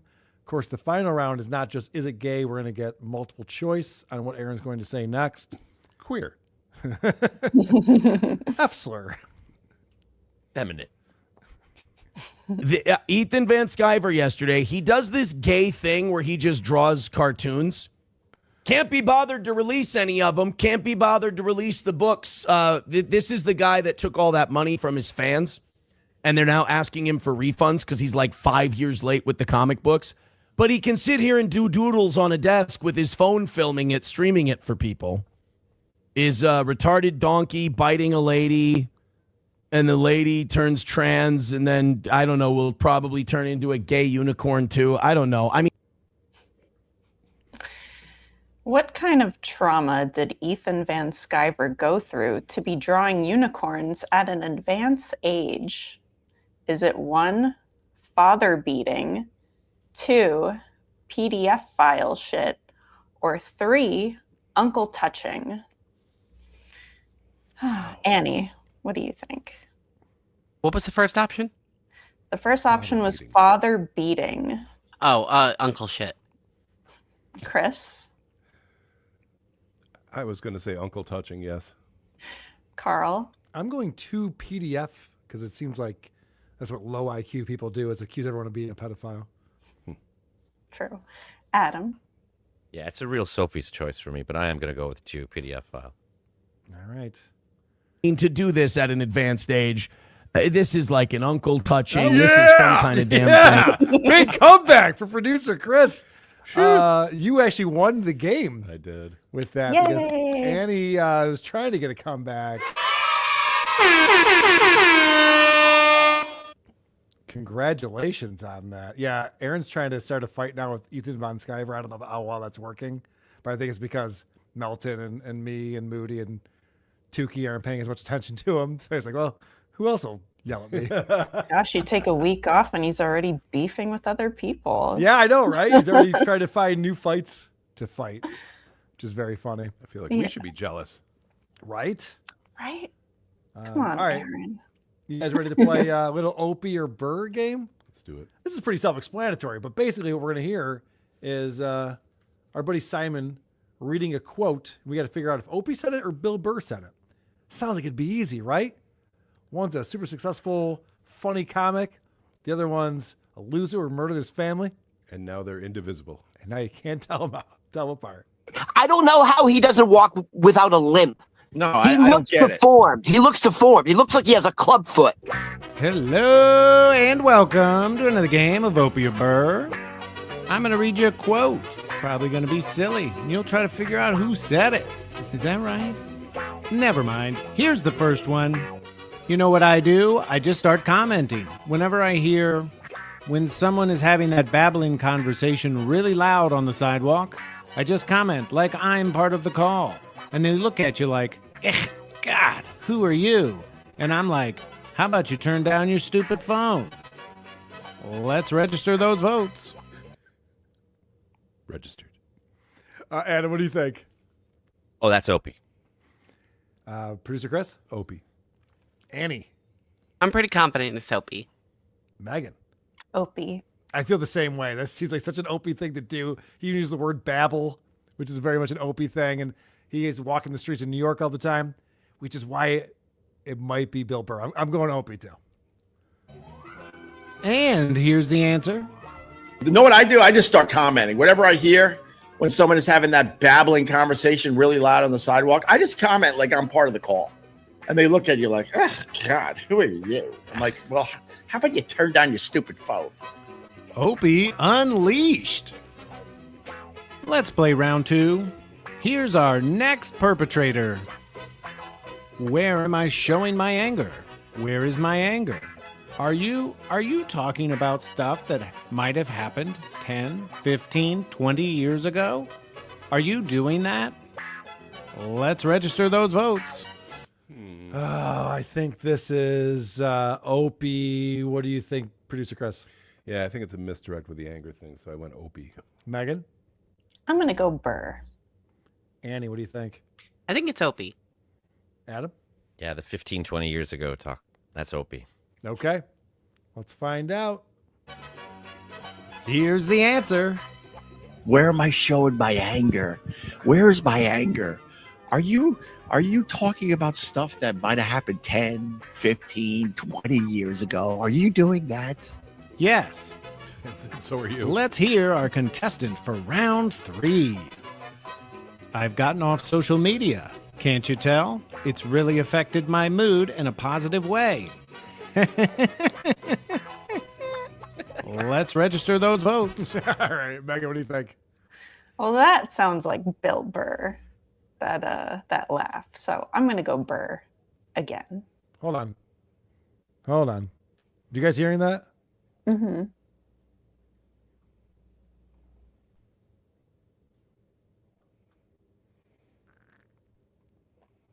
What in the hell was that? Sorry about that. All right, Megan, you were saying, who do you think it is? Burr. Okay. Annie, who do you got? I think it's Burr. I also think it's Billy Burr. Adam? Bill Burr. Bruiser Chris? We all went Burr. All right, let's go. Here's the answer.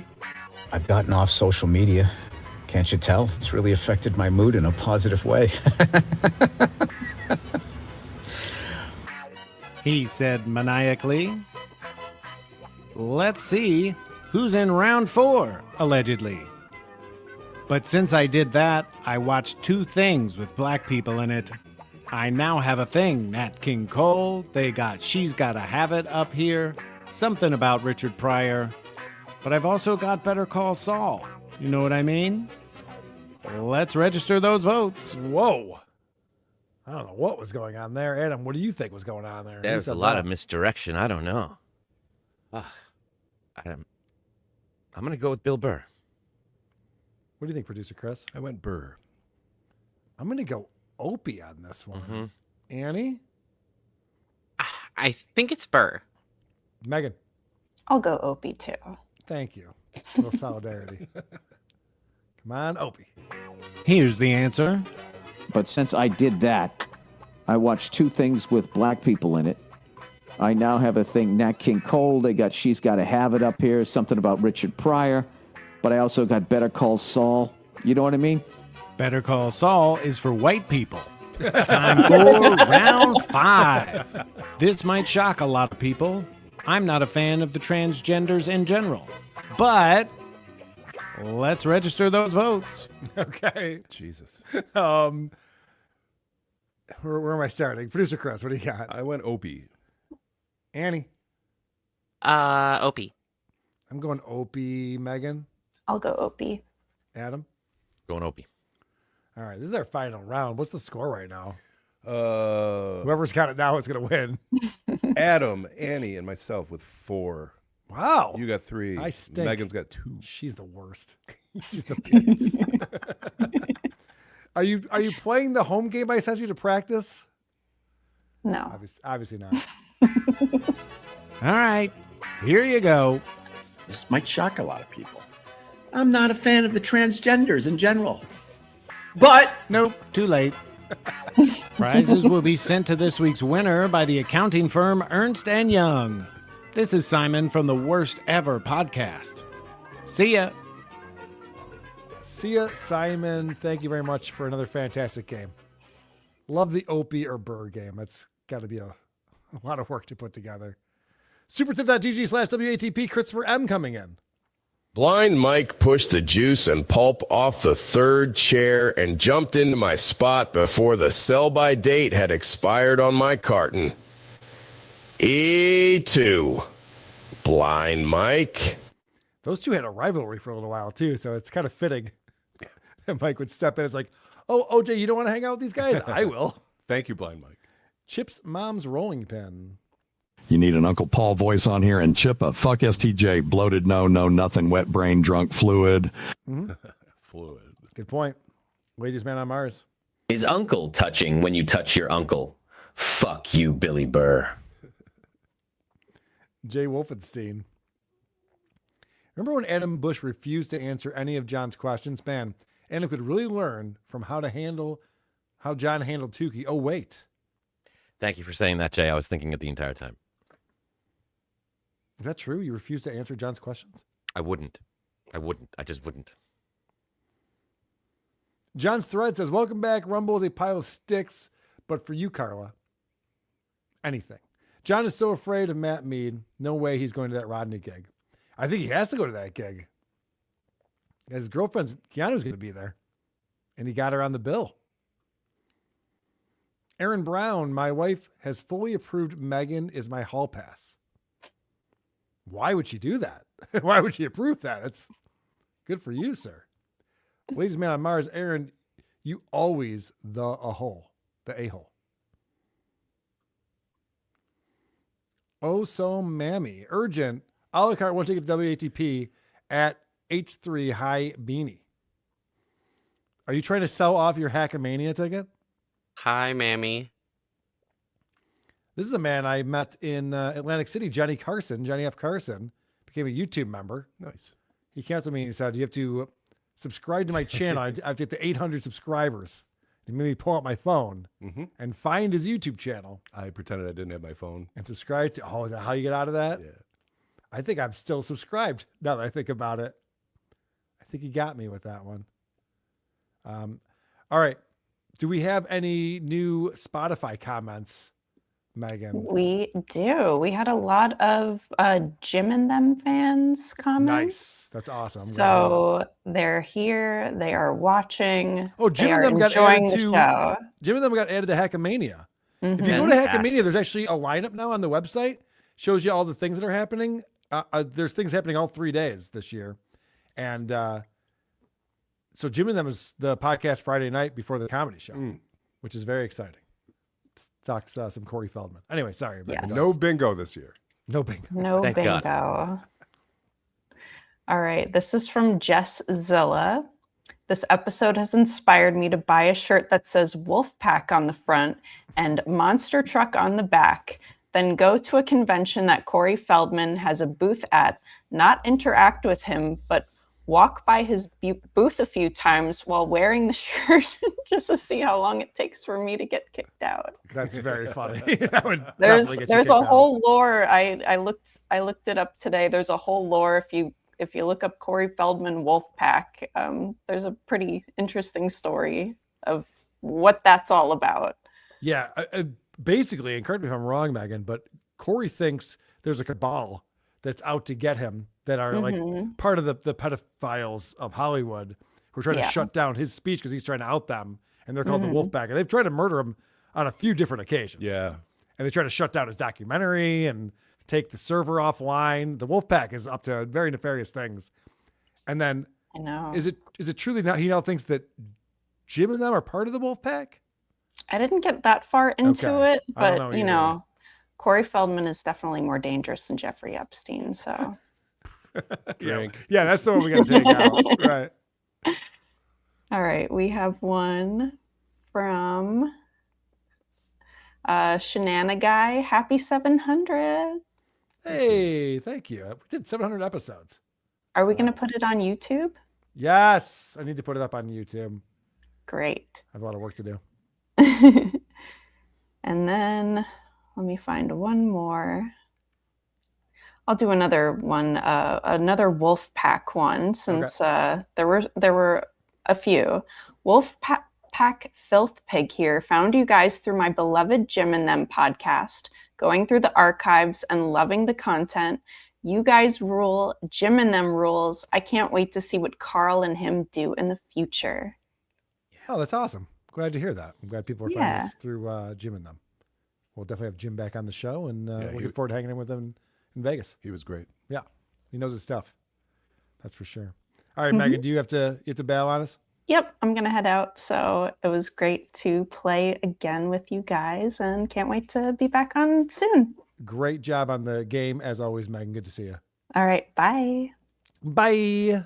Bye. Annie, do we have any new reviews?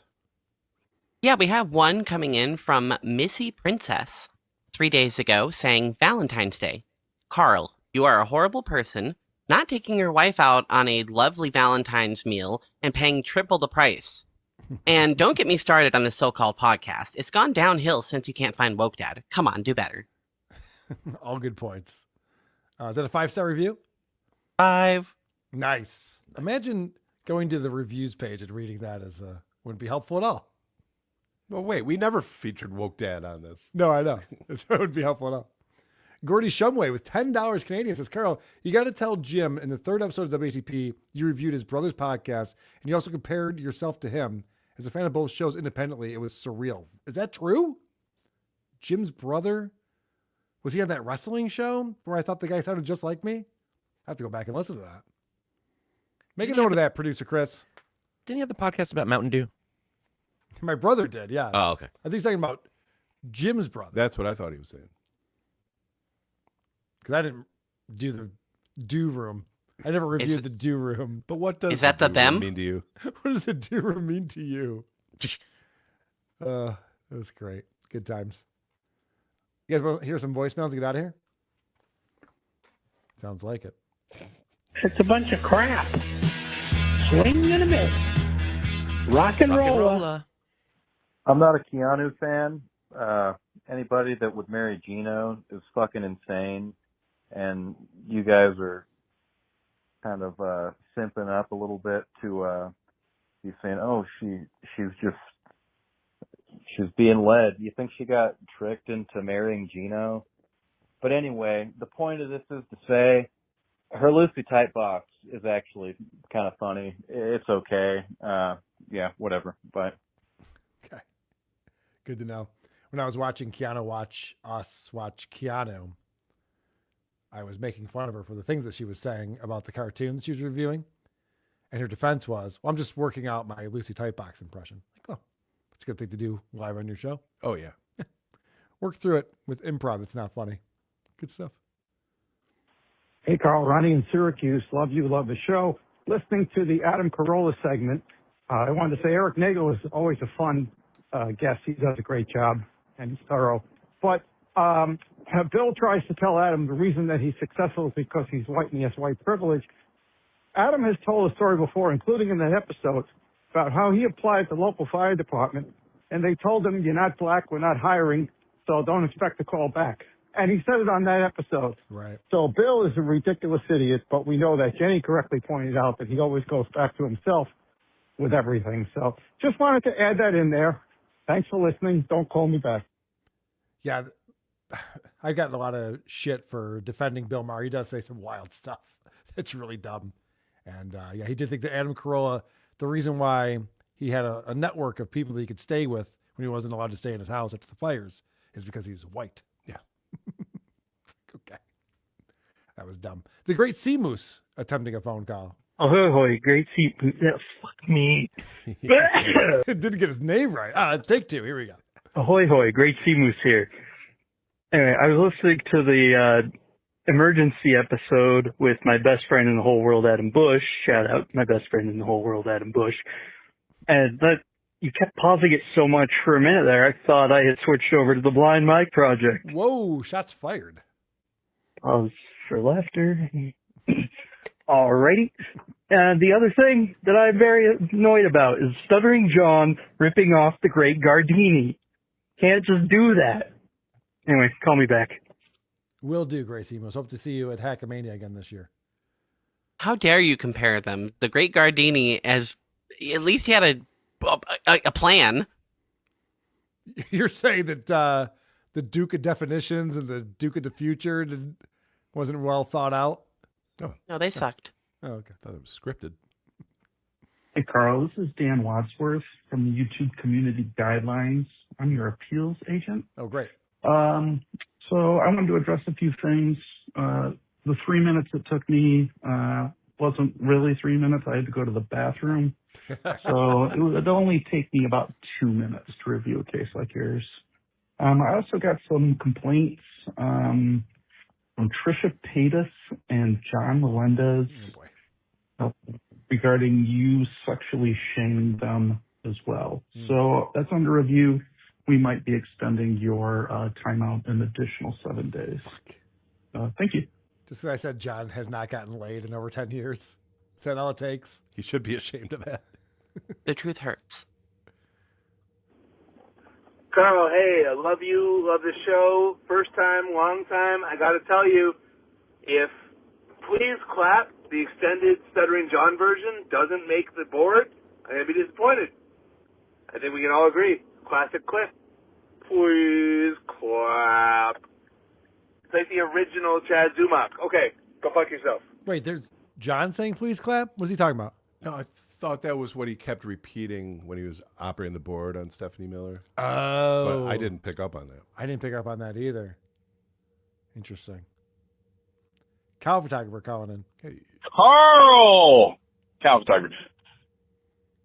You don't eat the cookies straight out of the oven. They're too soft, bro. You gotta let them rest. Maybe not in the refrigerator, but you gotta let them rest for a bit. Bro, what are you talking? What? Listen, CP, if I may call you that. Yeah. Oh, we never talked about resting. Okay, we're talking about the fridge. Mm-hmm. That's out of the fucking question. That's PC to CP right there, explaining how this works. I'm not saying to put your mouth in the oven to pull them out. That's definitely a bad idea. But you don't want that chocolate melting in your mouth. When you take, I'm so hungry right now. Why do we do this show right at dinner time? Anyone talking about the episodes being too long, blah blah blah, that's retarded. We want the longer episodes. I got a lot of time to kill out here while I'm driving on my route. I mean, come on, longer episodes. Let's do it. Love you guys. Bye bye. All right, well, it's happening. So whether you want it or not, that's what we're doing. It turns out. This is a plumber calling into the show. Hey, I just wanted to share, I'm a licensed journeyman plumber in the state of Michigan. Ooh! And you can always, this goes to the gentleman who was talking about the podcast going long. Hey, I'm totally fine with podcasts going long. No big deal. Just fast forward or return to it. But Carl, if you guys really have to pee and you're going that long, it's a podcast. Just pause it, and by the magic of the internet and podcasts, you can restart it. But I don't know, maybe it'll fuck up your flow. Or you could just have a large cravat, and you could put it between your legs and whiz like truckers do, or plumbers. So there's a little tip for you. Keep up the great work. Everyone's doing fantastic. Hugs and kisses. Bye-bye. There was a time when I would pee almost every episode. I'd pause it. We'd go pee. Come back. We'd go pee. Come on, Chris. I think you're thinking of the Pea Pod. To the toilet. Yeah, the Pea Pod was a great show with Kaya and Doug. But we do this live now, sir. Yeah, right. We're live on the internet. People are watching us on YouTube and Rumble right now.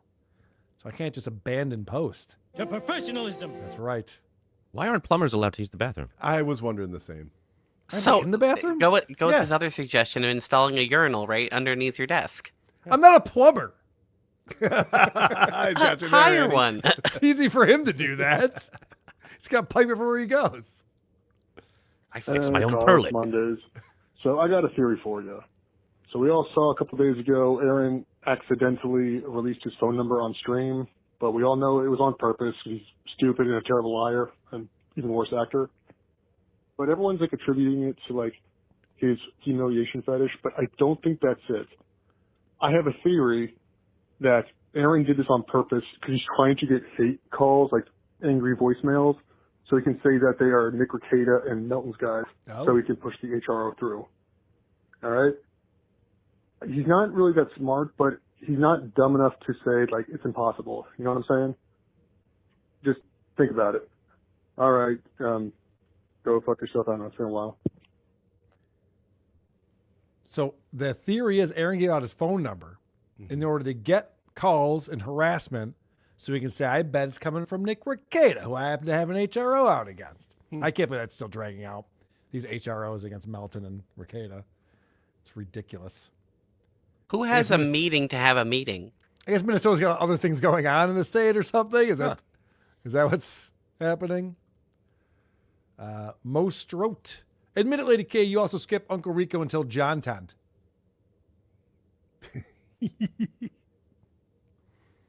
Carl, the ghoul went on a 5-minute rant about how worried he is about your mental health. Yeah, I guess John and Ava are on live right now.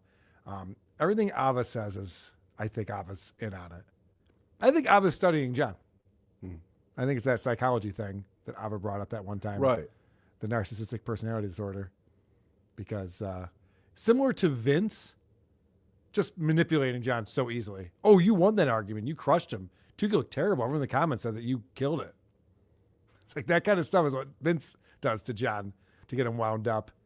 And it works because John sucks. That's stupid. Go figure. Well, there you go. There's your Dabbleverse news. I gotta go. Bye. I gotta go. I gotta go. I gotta go. I gotta go. Nobody cares. I'm an asshole. Okay, bye. Bye.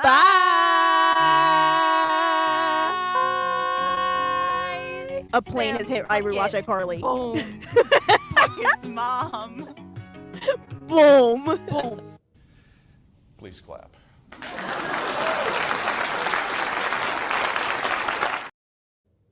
Okay, folks. Guess what? This The is episode's over. Man, that was a good episode. That was a good episode. I enjoyed that. I never gave any plugs, did I? Nope. Adam's looking at me and I'm like, what's Adam thinking right now? I'm like, oh, I just realized he's got a... If I was True Jackie the crime. Joke Man, I'd be pissed and there'd be a meeting. We're going to have a meeting tomorrow, aren't we? You got a true crime show you want people to check out. I sure do. It's called The Red Weather with Ryder Strong, and it is currently #1 in fiction and podcasts for iHeartRadio. So please go check it out. Also, the Patrice O'Neill benefit will be in New York City at the New York City Center, April 28th, starring Bill Burr. Go catch No it. shit. Very cool. And Annie, people should check out your stream. We were playing a little bit of it earlier today. Yes, thank you. I had a great roundup with FKA Mammy this morning, and after this episode at 10 Eastern, I'm going to be reviewing the Honey, I Shrunk the Kids survival game over on my podcast review channel, What's This Game? At What's This Game on YouTube. Excellent. And I just saw one of the song pairs we played today was from Bacon Bit 64. I believe that's the same gentleman that just came over to our super tip system right here. BaconBit6664. Here. Holy shit. Thanks for playing my song. Production sucks, but I'm proud of the writing. Adam, you nailed the dual boombox recorder style. I use my phone PC and PS5. Much love, WAP for life. WAPT for life, my friend. Thank you very much for submitting those tunes. We appreciate it. I'm going to end the stream now. And that's the end of that.